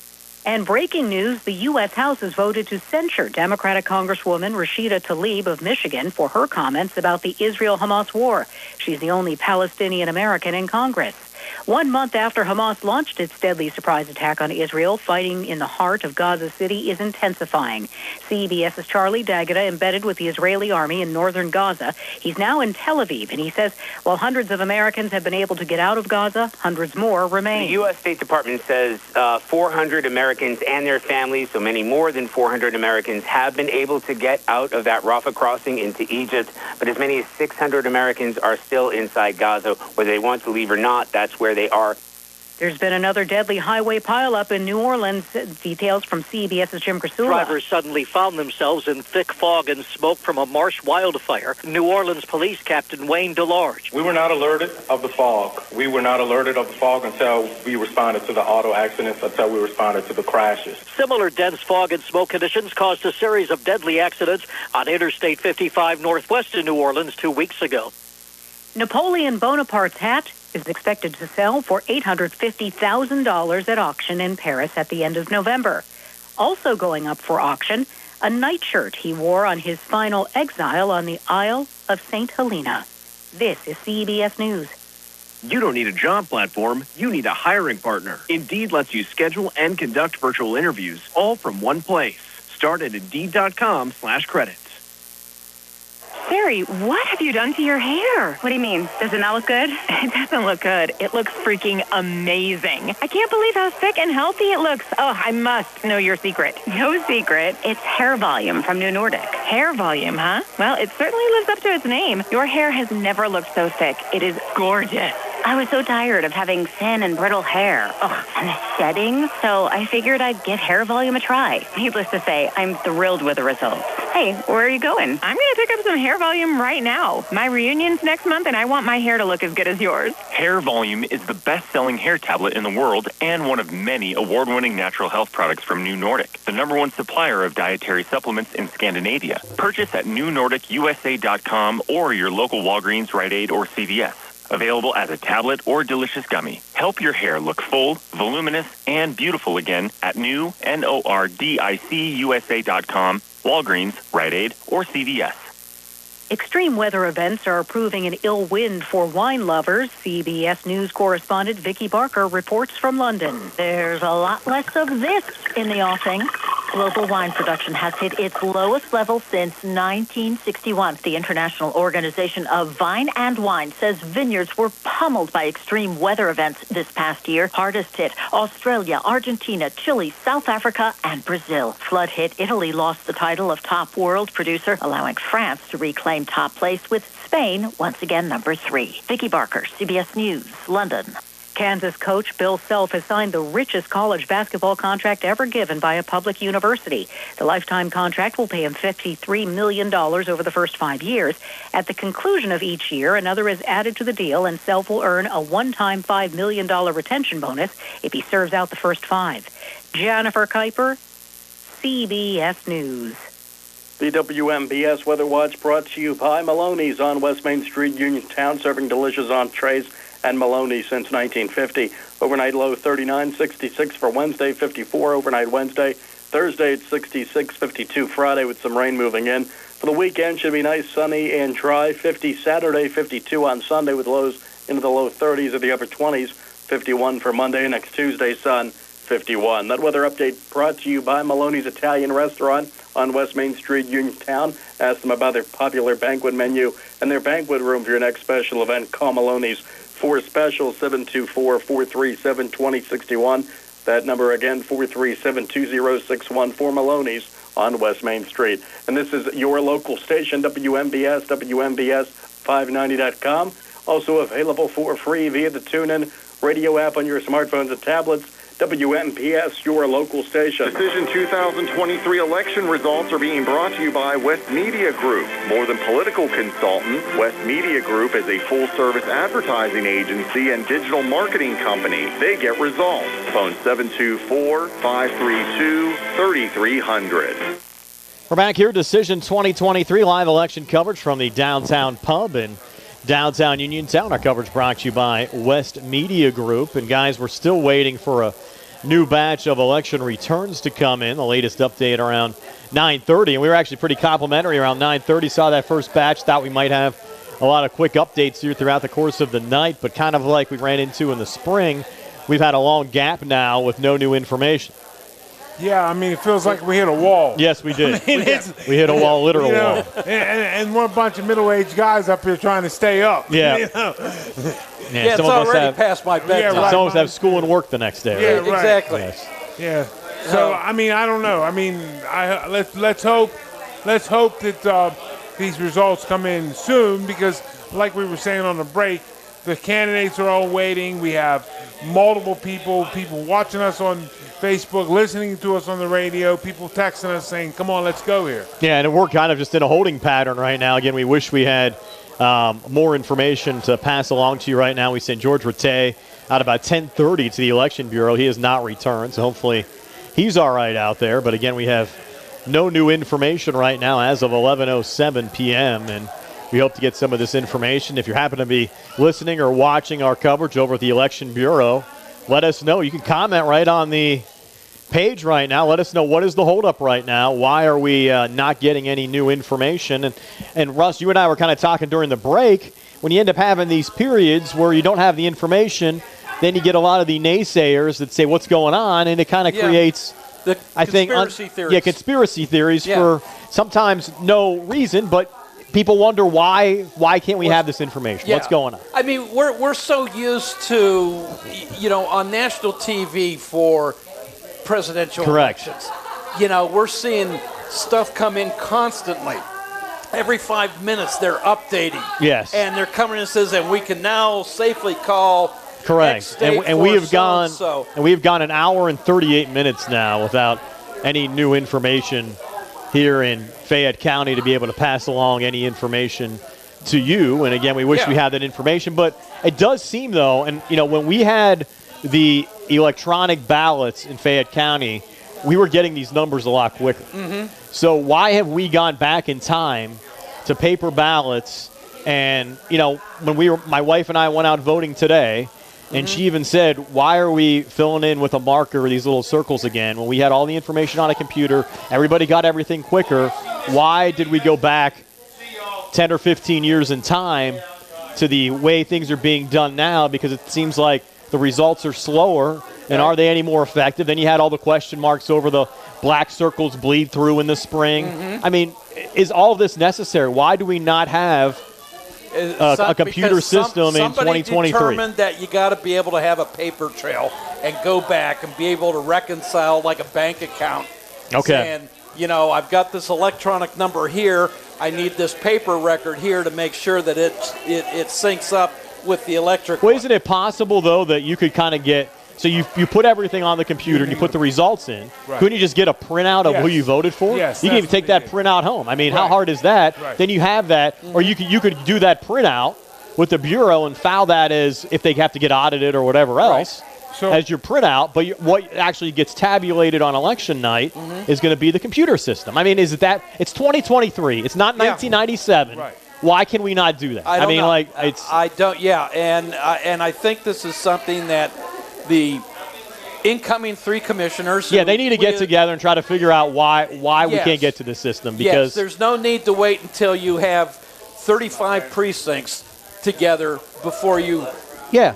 I mean, you could almost – I mean, in this day of age, you could get live numbers that come in. Yes. You could set up the county website instead of putting these PDFs that are coming through here that say electronically update, where when they put the numbers in the screen, they show up in front of us, and we can pass along that information. Exactly. And I don't think it's too much to ask in 2023. Yeah, I mean, they can have two screens. They can have one that's the cumulative. Correct. Total, and then the new stuff that comes in. And then the individual precincts. Yeah, I mean, I understand. And have them sync. Yeah. So when we put in Bullskin 1, it automatically goes to the cumulative as well. Yes. You know, earlier in the night, we were joking, saying if they wait so long, we're going to be by ourselves. And as you guys were discussing, some people are starting to. We lost half our crowd. Yeah. And we have our proprietors to our right there, Mr. Ringer and Mr. Mahoney. I mean, and I think they're starting to give us the wind-up sign. They might be kicking us out of doing election coverage I mean, pretty soon. we might have to go back to the studio, I don't to finish know things up. So I mean, it's kind of getting a little tense. I mean, you figure again, it's the last update came in at 9:30. It's 11:11 right now. Yeah. So you're coming up on an hour and 41 minutes, and we've been sitting on the same numbers. And especially in a race like this, we talked about it earlier. You have contested row offices all across the county. You have a DA's race. You have a coroner's race. You have a bunch of township supervisors race. You have city council races. You got a lot of contested races all around the county. I think people want to get to bed, and they want to know what's going on right now. The other thing that's frustrating is in years past, we would get the unofficial results by precinct as well as county summary, and we're not getting this. We don't have the by precinct at all, so we really can't look at certain numbers. We're only getting the summary, and we only got one of those. So yeah, I agree. I mean, I don't know. I mean, it seems like Allegheny County, Westmoreland, Washington County. I'm looking at Greene County. Well, they might be having a recount though over in Greene, but still. I mean, what do you? Obviously, you guys have more information back in the studio right now than we probably have. Obviously, not on Fayette County because nobody has those numbers. But are you guys seeing pretty much declared races elsewhere around Western Pennsylvania? Because obviously we're not seeing these numbers here in Fayette. But what's the story elsewhere in southwestern Pennsylvania, Nick and Doug?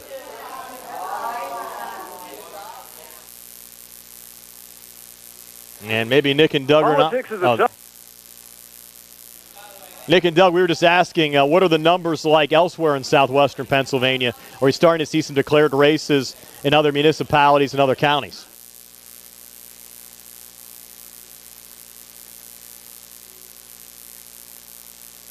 And it looks like for whatever reason they're either not on mic or not ready for us.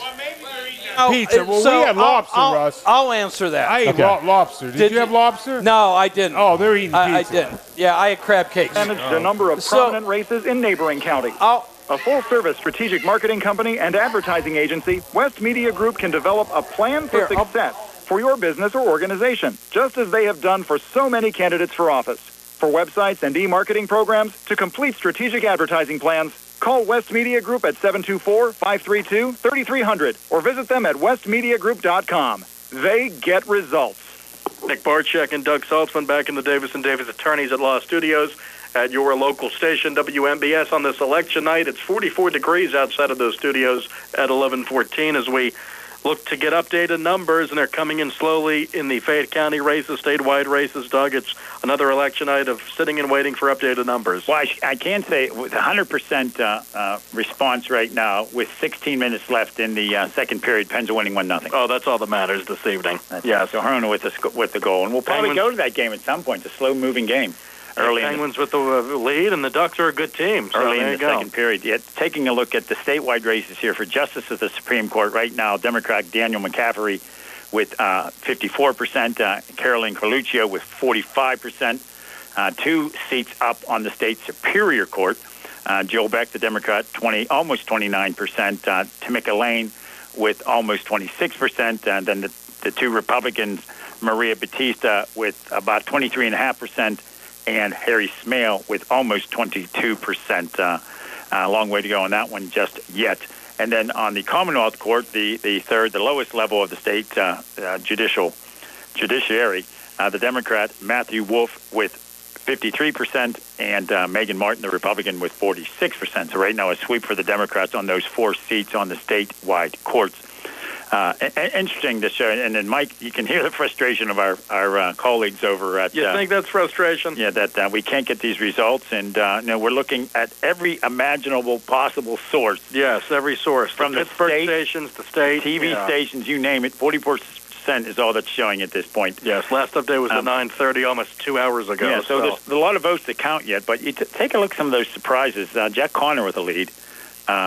By over 1,100 votes. But again, that's with 44% of the vote counted. Yes, early, but it's a good lead. And a lot of the Democrats, most of them incumbents, are winning right now in the row offices. Prathana Terry, Miss Frank Hauser leading Miss Fanelio, as I will move here to scroll down. Take it away, Doug. Oh, I'm sorry about that. You're fine. For coroner, Philip Riley leading Bob Baker, Jeff Redmond for Register of Wills leading Ken Bork, and Mr. Abraham leading Mr. Rhodes. Scott Abraham, the Democrat, over Rob Rose, the Republican. The controller's race right now a lead for Abraham. And again, good night for the Democratic incumbent so far in the row office races, but it's still early. WMBS is calling as a winner for County Sheriff James Custer. I think that's easy. He was running unopposed. Unopposed, so we can officially call that one. There you go. Congratulations to the sheriff. Thank you. We don't want to get on the sheriff. Oh, I thought you were complimenting me on my analysis. No, well, that too. Yeah, that goes without saying, Doug. You're a workhorse. You've been on all day. I know how very impressive that is to have that. If we look at Allegheny County, this was called a while ago, Sarah Innamorato, now with 99.32% in. Sarah Innamorato with 185,000 votes. Joe Rocky with 177. So close race, though, when you consider Allegheny County voting registration is 2-1 Democrat. On the DA's race has been called for Steve Zappella with 187,000 votes to Matt Dugan's 176. So that's interesting. That is, these two guys ran against each other in the primary and again in the general election, again with over 99% of the vote counted. Steve Zappella looks to be returning to his 8th term as district attorney. That's a job for life. It's like being on the Supreme Court. Good heavens. And his father was on the state Supreme Court. That's right. Stephen Zappella.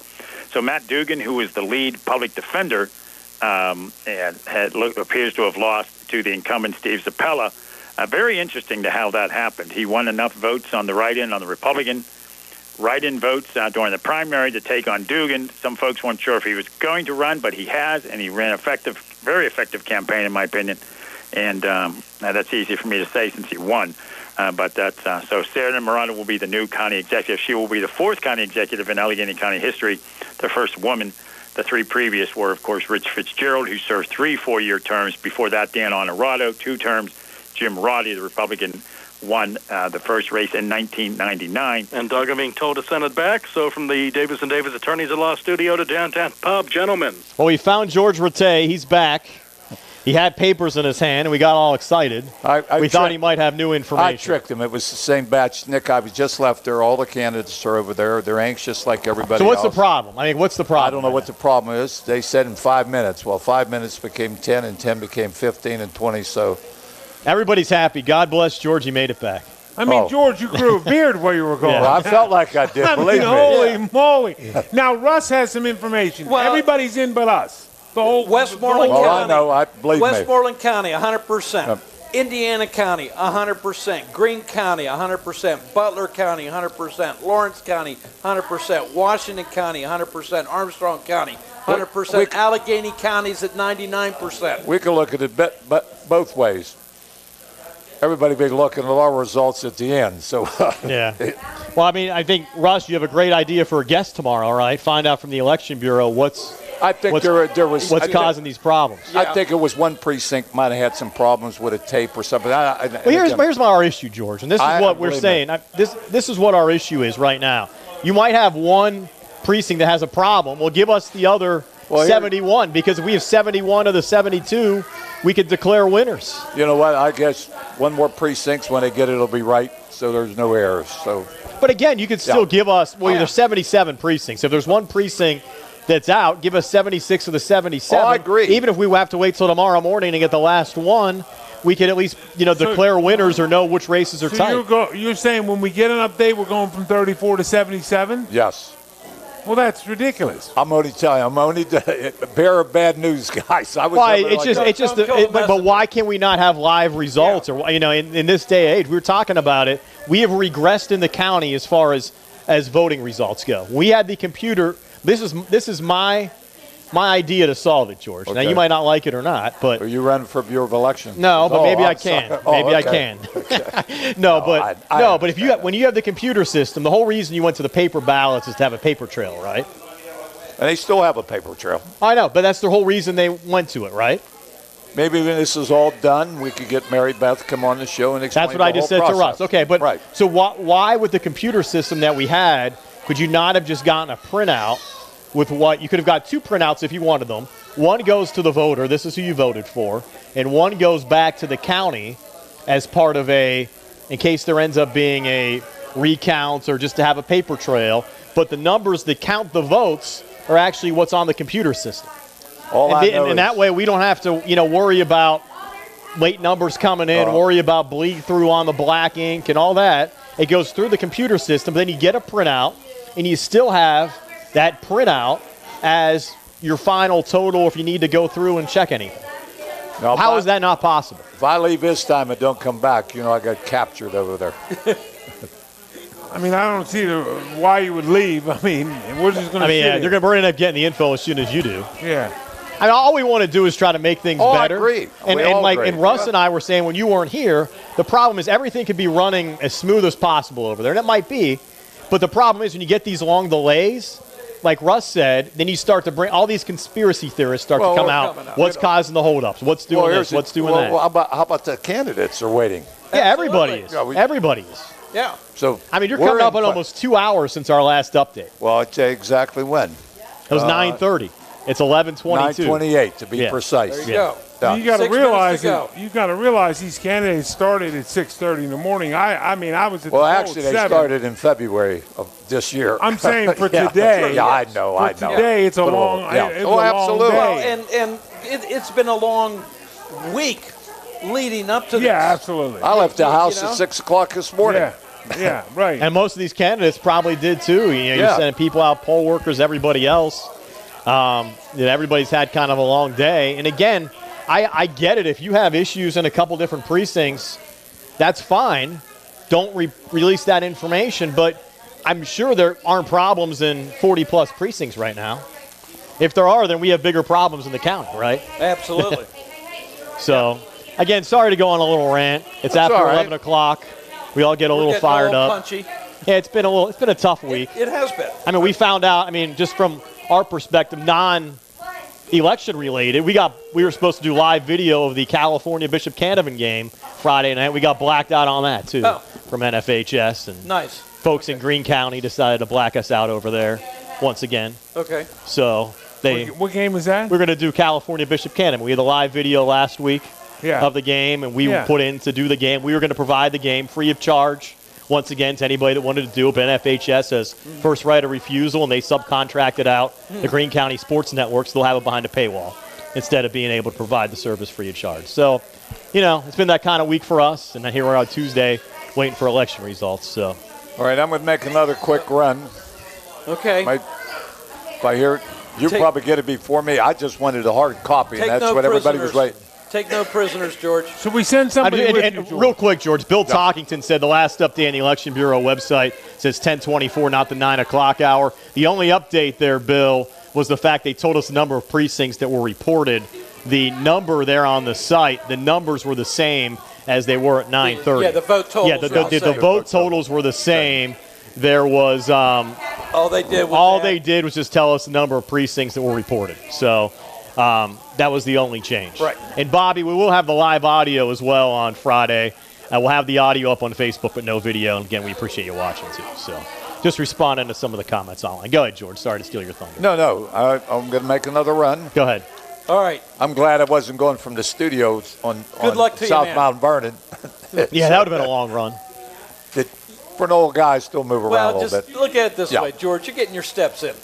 Well, steps I need. You know, and George, if we keep going, you'll have to buy me breakfast. I'll be honored to do that, Phil. Straight It'll be through. cheaper for Well, if you go back, though, you guys remember the presidential election in 2016. I was remember I was going out at like 3 a.m. buying everybody breakfast sandwiches. You mean because the famous Joe meltdown? The Joe Salzone meltdown. Yeah. there, in the studio. And we didn't have. I think we were on the air till almost like 5 a.m. that night. So that was one of those. But only two of us stuck around now. I remember. You, Joe, and I, right? We're the only three. Yeah, only three of us in studio. Well, let's hope we're not here till 3 in the morning. Well, I can guarantee you that I won't. Put it be. this way. The owners of the establishment might close us down. Yeah, they can only stay open till 2, right? He said we're here till it's over. So we'll see what happens. We were actually joking. I was on with Doug Saltzman earlier, and he was talking about how there was a time that bars couldn't even be open on Election Day. Well, that's true. Until after the polls closed. Until after the polls closed. Yep, correct. Yeah, because in my family's tradition was as soon as the polls closed, we'd go to the local bar and get wings, and we would eat the wings and listen to the WMBS for the results. Nice. Why isn't Mary Beth go on the air and explain what the hell's going on? Yeah, why can't we get somebody from the Election Bureau to walk across the street with us? Well, maybe. I mean, it would be nice. I mean, even if you can't get the director, somebody working over there can just explain why there was a holdup. You have to have one person that can take 2 minutes out to come over here. We're doing a live show and explain what the problem is. Well, even if they can't leave, can't they call into the station? They can call them. We can conference them in. We can give them the number at the station. Yeah, Nick and they could talk to Nick. They can talk to Nick, and we can still get He'd them have on. to put his fork down. I mean, seriously, All I'm telling you is everybody's waiting over there patiently. I don't think they're being patient. No, I don't. At this point, no. I think you're wrong about the patiently. Well, I wanted to be as clean as I could be. I understand, and that's nice of you. Yeah. Yeah. I mean, we're coming up on 2 hours now. It's 11:26. The last new numbers we got were at 9:30. And I'm not trying to go on. Yeah. Well, I mean, I think you have probably more local stuff, though, going on right now than you have in probably a long time. So, and again, we'll see what ends up transpiring. Guys, anything new in the studio? Not really, Brian. No, we echo your frustration as we eat our cannoli and our chocolate mousse. I know Russ had a couple of comments to you guys about the food. So go ahead, Russ. It's so good. I'm not sure they're chowing down on the downtown pub, but this is really good here. We've been eating good here in the studio. This is your own family. This is your family recipes, right, Nick? 6 in the morning. So I was planning to leave here originally at 7. Yeah, then I extended the show till 9. Staying 5 extra. Oh, what the heck? What's 5 extra? And I don't live that far away. Only about 55 minutes. That's it. That's nothing. But yeah, we will share your frustration on these election results. Allegheny County, a little bit bigger. Of course, they've got more people working the polls. They are now 100% reporting. They're done. They're going to 100% bed. reporting. They have the results certified, not certified, but we know who's winning and who's going to win. So, yeah, it's a little, as I heard you guys saying there, Washington County's 100%, Greene County's 100%. Although Greene County's got some things to deal with. They do. On some of their mail-in ballots where they said that you can vote for 3 county commissioners. Yes, it was misworded. When How many people to vote for? When you can only vote for 2, which is an odd thing. Yeah, I've said 3 that get in. Yes. I don't quite understand that. There's why you can only vote for 2 when 3 get in. So that's rather unique. But and if you don't understand it, nobody does. Nobody has politics like Doug Saltzman. Well, not quite. I wouldn't say that. Yeah. You're up there. Well, I do my best. So if we take a look at this, again, no change out of Allegheny County. Zappella's back in as DA. Sarah Emirado will be the new county executive. What many people believe that's the 3rd most powerful position in Pennsylvania, behind governor and mayor of Philadelphia, then county executive in Allegheny County. So that was an interesting race. A lot of people don't realize Allegheny County has more Republicans in the county than any other county, including Philly. Wow. Which is a much larger county. Yeah, of course, Philadelphia is... The city of Philadelphia is both city and county. But the population is enormous in Philadelphia. Yeah, so it's interesting to see that. But that was a very strong race that Joe Rockey ran. I have a feeling he'll be back running again someday, perhaps for something else coming up. Maybe for governor when Josh Shapiro runs for president. Who knows? No. Well, Josh Shapiro is scheduled to speak up in New Hampshire shortly. So yeah, I mean, he's gunning for 28, I'm sure. Yeah, absolutely. Yeah. I don't think. And he's 10 years younger than me. That made me feel old. Oh, my goodness. I realized the That's governor depressing. was so much younger. Once there are people on the Supreme Court younger than you, you know, it's there are people. My mom knew she was getting old when there was a pope younger than her. That's what she said. That she felt very old. John Paul. Yeah, don't quite understand. I think the county elections department does have something to explain. I guess they just want to wait till all the votes are in. I don't quite get God that love them. approach. And other counties don't do they it that way. They don't care about WMBS really being frustrated. But other folks would be frustrated as well because, yes, we're looking at the computers, but there's people over this county looking at the computers. Yes. Including candidates, for heaven's sake. Yes. And their campaign staffs and their folks that support them. Have a shot to the staffers. As a former staffer, That's you understand. Right. I always got to do that. We're going to hit the CBS News update. I've never said this before at 11:31 in the evening. Yes, we go to Ohio, where there's an influx of people moving into the Buckeye State, as abortion is now the right of the land in the state constitution, as is marijuana legalization. Recreational marijuana is legalized. I think it's going to come to Pennsylvania at some point. Eventually, yes. You've talked to I talked to a lot of police officers, and they said they're just tired of giving tickets out for weed. Oh, I know. They compare it no different. I mean, if liquor's legal, then I don't know why marijuana wouldn't be. Exactly. That's what a lot of them think of. They've got other things they need to do. So we're going to hit that CBS News brief in about 10 seconds here. I'm Doug Saltz from Nick Barczyk and the Davis & Davis Attorneys at Law Studios. We'll take a break, then we'll come back over to the downtown pub. News brief. CBS News projects Kentucky's Democratic Governor Andy Beshear has won a second term. It was a victory that sends a loud, clear message. A message that candidates should run for something and not against someone. CBS News projects Ohio voters have approved an amendment to the state's constitution that guarantees access to abortion. CBS's Jerika Duncan says abortion opponents aren't giving up, though. They said that they're going to continue to fight. They're going to focus on the parental issue, and that is the idea that in the language on this ballot, they feel that there are parental rights that should be considered that are not. Police on Tuesday arrested a 21-year-old man carrying a rifle in a park near the U.S. Capitol. CBS's Nicole Killian has that. A law enforcement source tells CBS News the gun seized was a modified AR-15 rifle. Police did not say why he came to the Capitol, but he may have suffered from mental health issues. CBS News Brief. I'm Christopher Cruz. This is a Radio PA news update. A water boil advisory in parts of Ligonier and Fairfield Township will be in place at least until tomorrow. Officials with the Municipal Authority of Westmoreland County say they begun collecting samples for testing yesterday, but they have to incubate for 24 hours before results can be provided. 2 negative tests on different days are needed to lift the advisory. The boil advisory affects about 1,600 customers. First Lady Dr. Jill Biden is scheduled to visit Pittsburgh tomorrow. The Doctor of Education will be accompanied on her trip by Acting Labor Secretary Julie Su, as the two put focus on the city's investing in America's workforce hub. Pittsburgh was designated back in May as a workforce hub due to what officials say its strong growth in advancing manufacturing. Today is Election Day in Pennsylvania. A variety of different positions are included on the ballot today. Voters statewide will be choosing someone for the state Supreme Court, as well as 2 seats for the Superior Court. Depending on where you are, positions such as Mayor of Philadelphia, Allegheny County Executive, and multiple judges, City Council, school board positions will all be voted on. Polls will be open today from 7 a.m. to 8 p.m. A young man is in critical condition after a shooting in Philadelphia yesterday. Police say around 4:26 p.m., they found an 18-year-old man suffering from 8 gunshot wounds on East Schiller Street in the Kensington section of Philadelphia.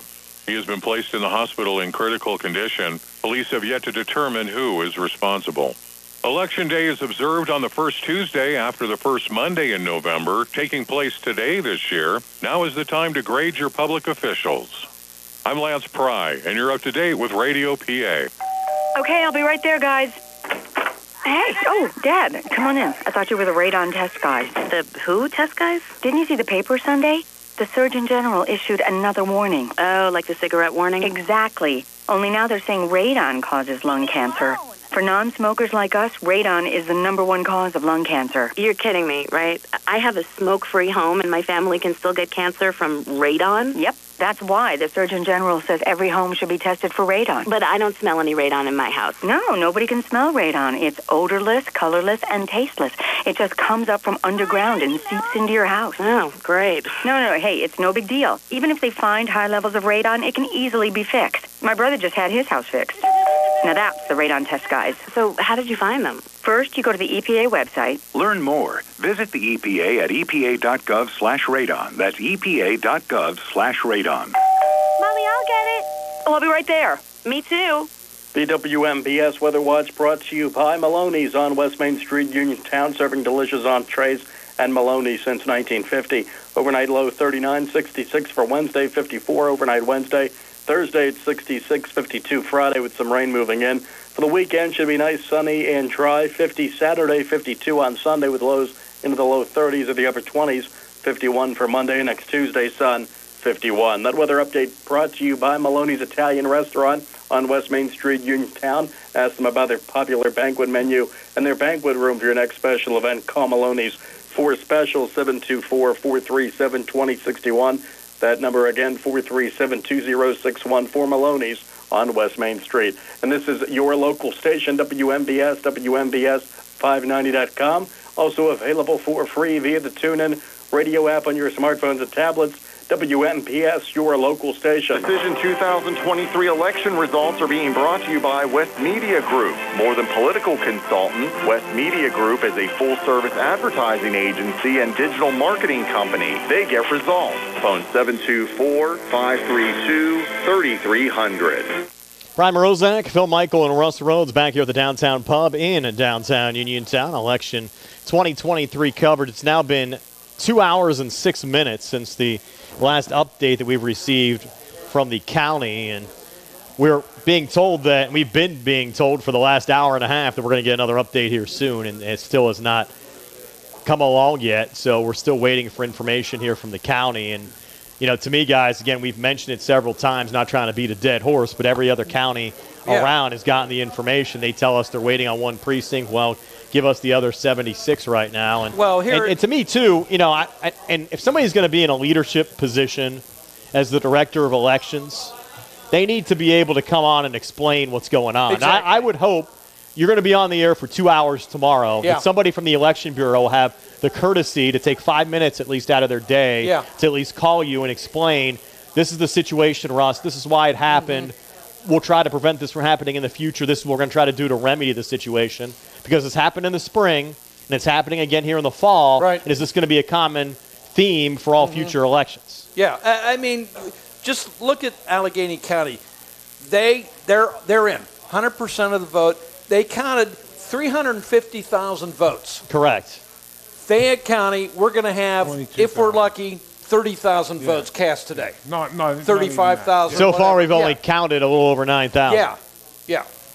Well, I think they've counted more, but they're not posting. Not posting them. What we're being told is everything but one place is and they're waiting to post to go from 30 whatever to 77. It's maddening. It makes absolutely no sense whatsoever. If you have those numbers, why can you not post them in real time so we could at least pass along the information? We could probably declare 99% of the winners. Right. Everybody can go to bed. There's a lot of people here, again, they've been up since 6 a.m. waiting for or earlier waiting for final numbers to come in, working the polls all day. It's just common courtesy. If you're having an issue in one precinct, we get it. Stuff happens.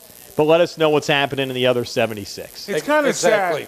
It's kind of sad because Brian and the Downtown Bub and Rich and Timmy, they set all this up, and this was like really, you know, we were always excited, yeah. We wanted in the studio. We were, and people would call in, but we thought we could get more people on, and we started doing that. Correct. And the whole thing was hopefully there'd be results, at least we can start declaring winners at 10 or 10:30. Sure. Then in between some of these updates, we could have some of the winners that have been declared come over. And a lot of folks were here But the problem is now we're coming up 22 minutes away from midnight, and we still don't have declared winners in all of these races.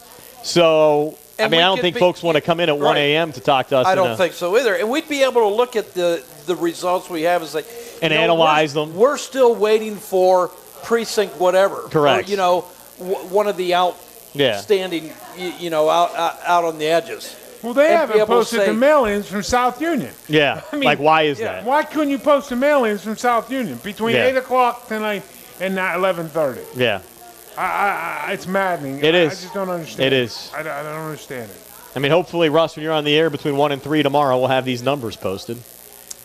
I would hope. That'd be nice. If we're trending this way, Nick will run into Matt Sapienza, right? Correct. It's happened before. Nick's gonna.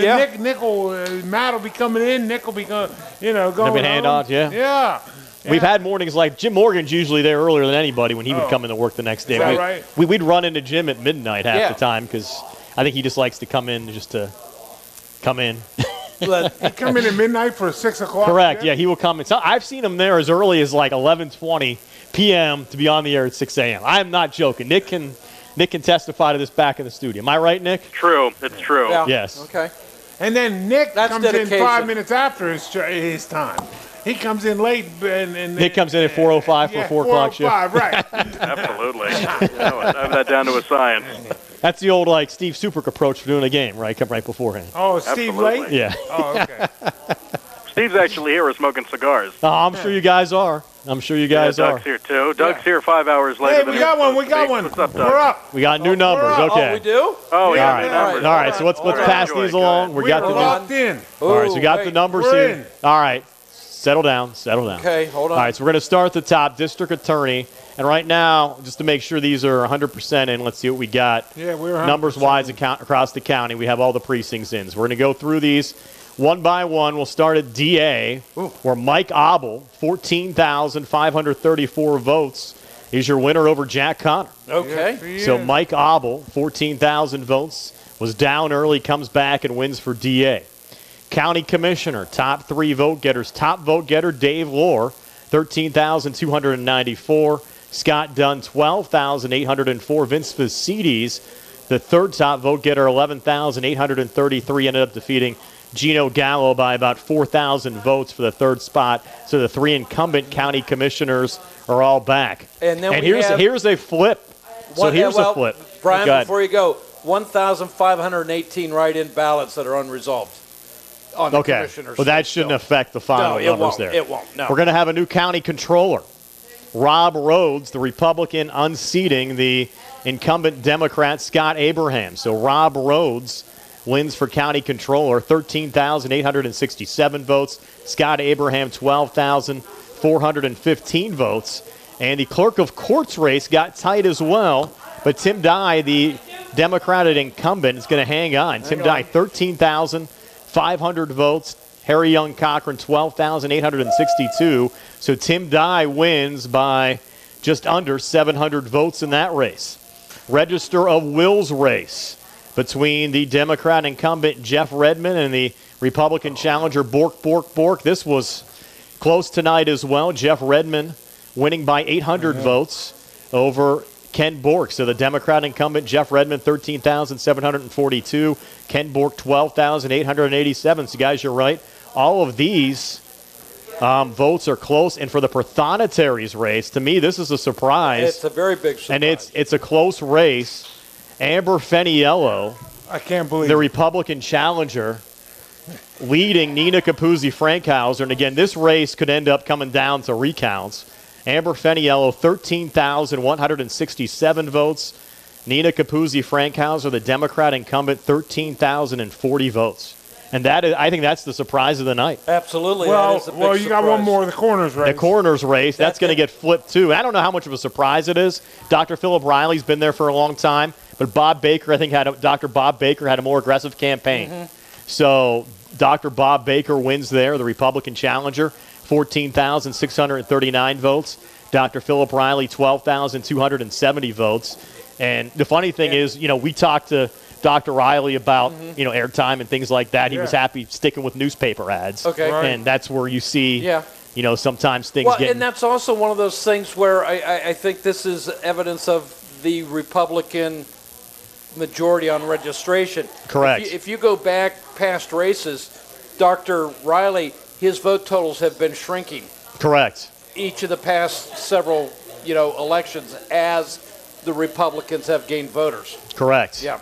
So we want to go down and look at these South Union Township races as well. I have it here. Rick Vernon, 1,681 votes. Garrett Brake on 1,333 votes. So Rick Vernon, the Democrat incumbent, winning by just over 300 votes. That race ended up turning out to be rather close as well. And you have a Republican winner, though, in the Township Auditor race in South Union Township. Lee England defeating Dolores Martin by just over 300 votes. Lee England, 1,604 votes. Dolores Martin, 1,301 votes. If you look at that race compared to the supervisor's race, so Rick Vernon definitely won his race on the mail-in side because he got 1,162 votes in person and 519 mail-in, where Garrett was 1,159 in person, 174 in the mail-in. But with the auditor's race, Dolores Martin gets 791 election day, 510 mail-in, and Lee gets 1,438 votes. Lee England did in the election day in person, and 168 mail-in. So England took off. Rich, go get well, here's going to be your closest race of the night. And Russ, you're on the air there, bud. Here's your closest race of the night, Uniontown City Council. Trace Thomas, the top vote getter at 760. But the difference between second and third is separated by 8 votes. The Republican Gary Altman, 632 votes. Angela Brown, 624. John Sevcik, 501. So Altman, the Republican, appears to be the second member of City Council by 8 votes over Angela Brown. Wow, okay. You talk about every vote making a difference. Absolutely. And then we had reports earlier that Mike Perupsky was the winner in Nicholson. So the numbers here back that up, 406 for Mike Perupsky in Nicholson. And 220 for Rich Ainsley, yep. Right. So we've got back with us Commissioner Dave Lord. Congratulations, Commissioner. Top vote getter again this time around, just like 4 years ago. Yeah. So congratulations on that. Thank you very much. And a little bit of a flip, too, where Scott Dunn, the other Republican in the race, he jumped up to the number 2 position and replacing Commissioner Vasides in the number 2 spot. Yeah, with the voter registration changing as much as it has in the past year, there was a lot going on. I mean, look at those row office races.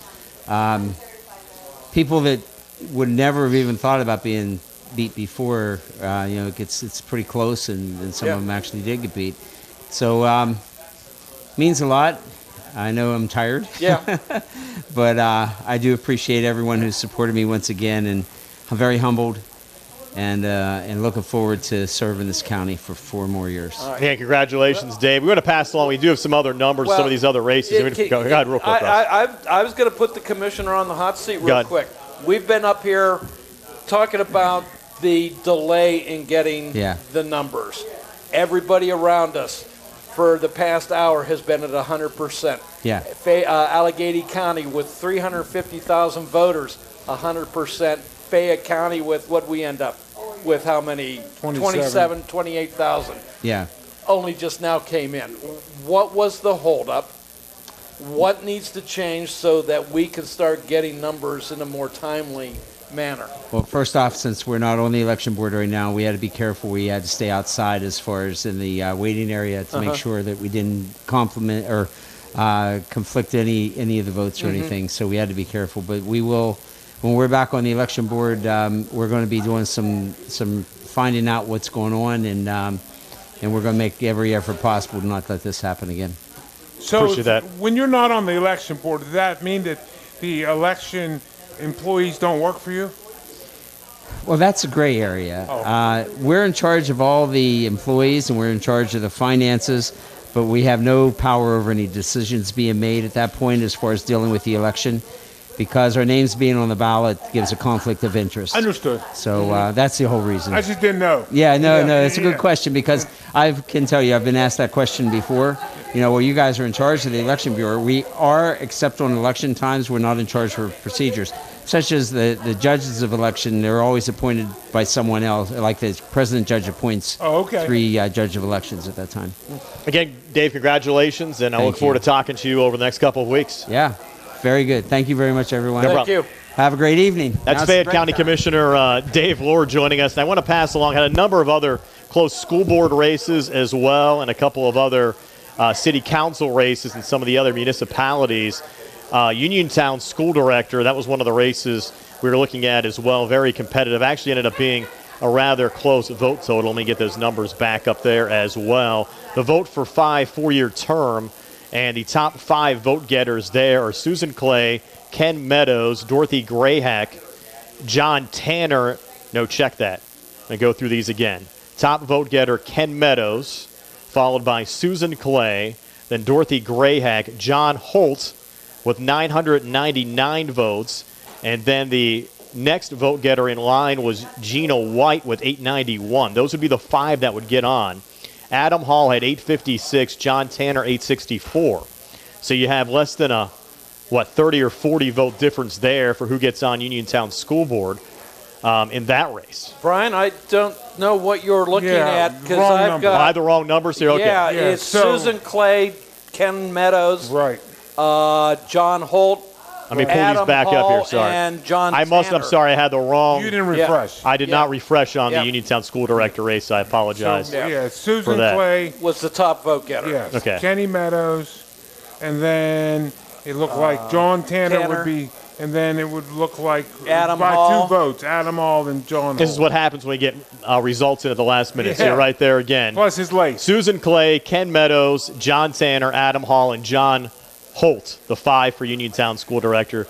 Gina White and Dorothy Grayhack out. So again, the five that got in: Susan Clay, Ken Meadows, John Holt, Adam Hall, and John Tanner for Uniontown School Director. What's interesting about this race as well, you had 4 candidates running a single party. So in other words, Dorothy Grayhack and Gina White were running strictly as a Democrat, and Adam Hall and John Tanner were running strictly as a Republican. Yes. The 2 Republicans won, the 2 Democrats lost. Correct. Right. And we also had up in Connellsville as well, they had a contested race for city council, vote for 2. Top vote getter there, Ethan Keedy, 719. Bill Addis, 536 would be the 2 that get on. And Bill Addis getting the last total over Tracy Peterson. Addis, 536. Tracy Peterson, 514. Sean Basinger in 4th place, 434. So another close vote total here. So a lot of these row races ended up the night extremely tight, along with some of these city council races this evening as well. I want to go back to the Uniontown School Board race. And Russ was right about the Democrats and the Republicans, but Grayhack has been on the school board for a long time, so that's a big knock. I mean, it was the Adam Hall, John Tanner, and John Holt were all, I believe, connected in the mountains. So, and they all ran. It was Republicans from the mountain area. So that was trending too. Grayhack been there a long time and was unable to hold on to her seat. So again, just to recap for you folks just joining us, we got the final numbers in. Just want to run through some of these county races real quick. Again, Mike Abel winning for district attorney tonight. Jack Connor, had the early lead in that race, but Mike Abel coming back with 14,534 votes to Jack Connor's 12,336 votes. County commissioners, all the incumbents win. Vasides, Lohr, and Dunn all returning. Top vote getter, Dave Lohr once again. New county controller goes to the Republican Rob Rhodes over the Democrat incumbent Scott Abraham. Tim Dye, though, hangs on, defeats Harry Young Cochran tonight. Jeff Redmond, another Democrat incumbent, winning in a tight race over Ken Bork. And, guys, to me, the upset of the night was the Prothonotary race. Absolutely. At Amber Feniello, who we were discussing earlier. Yeah. We don't know much about her. If she were to walk into this room right now, I wouldn't be able to tell you that's her. Yeah, with 13,167 votes for Feniello, it was close. 13,040 votes for Nina Capuzzi-Frankhauser. And Feniello appears to have won that race. It's unbelievable. I mean, you have Nina Capuzzi-Frankhauser, who is, a lot of name recognition. I mean, Judge Capuzzi's daughter, Gary Frankhauser's wife, and Gary, Gary's a friend to the station, Nina too. I did not see that coming. I didn't see it coming, and I'm surprised. And it also surprising because this Amber, I don't know how to say her last name. Feniello, I believe. Yeah, Feniello was running with some others who lost. Correct. Yeah. So it's I'm speechless. And, I this thought is Nina would somebody be the first. who wasn't even on the primary ballot. Correct. Had to wage a write-in campaign. Correct. To get on the general ballot. Correct. Just really. Yeah, shocking. Yeah, shocking. Very much. And Dr. Bob Baker unseating longtime Democrat incumbent for coroner Dr. Philip Riley tonight. Dr. Bob Baker, 14,639 votes there. Of course, Nate Henning unopposed in his seat, as was Mark Mahalov in the magisterial district judge races. Well, there. Mahalov was for county. County, I'm sorry. County judge. County judge, excuse me. And we had down, of course, in South Union Township, Rick Vernon hanging on to defeat Garrett Breakiron. Rick Vernon, the Democrat incumbent, 1,681 votes. Garrett Breakiron, 1,333 votes in that race as well tonight. And also the closest, I think, final results for the final seat for Uniontown City Council. Trace Thomas, the top vote getter, but appears Gary Altman, the Republican, is going to be on council by 8 votes over Angela Brown. Gary Altman, 632. Angela Brown, 624. It's very surprising that it went down, to 8 votes, you're saying? 8 votes, yeah, 632 to 624. Now, is there? I would assume you might get a recount there, just because 8 votes. What's 8 votes? And then you don't know with Nina's race as well. You look at just over 100 votes countywide. Will that trigger an automatic recount for Prothonotary? It's 2%. I would think that's under 2%. Yeah, you get to the city council race, and again, look at the numbers. Thomas gets 499 on election day, 261 on the mail-ins.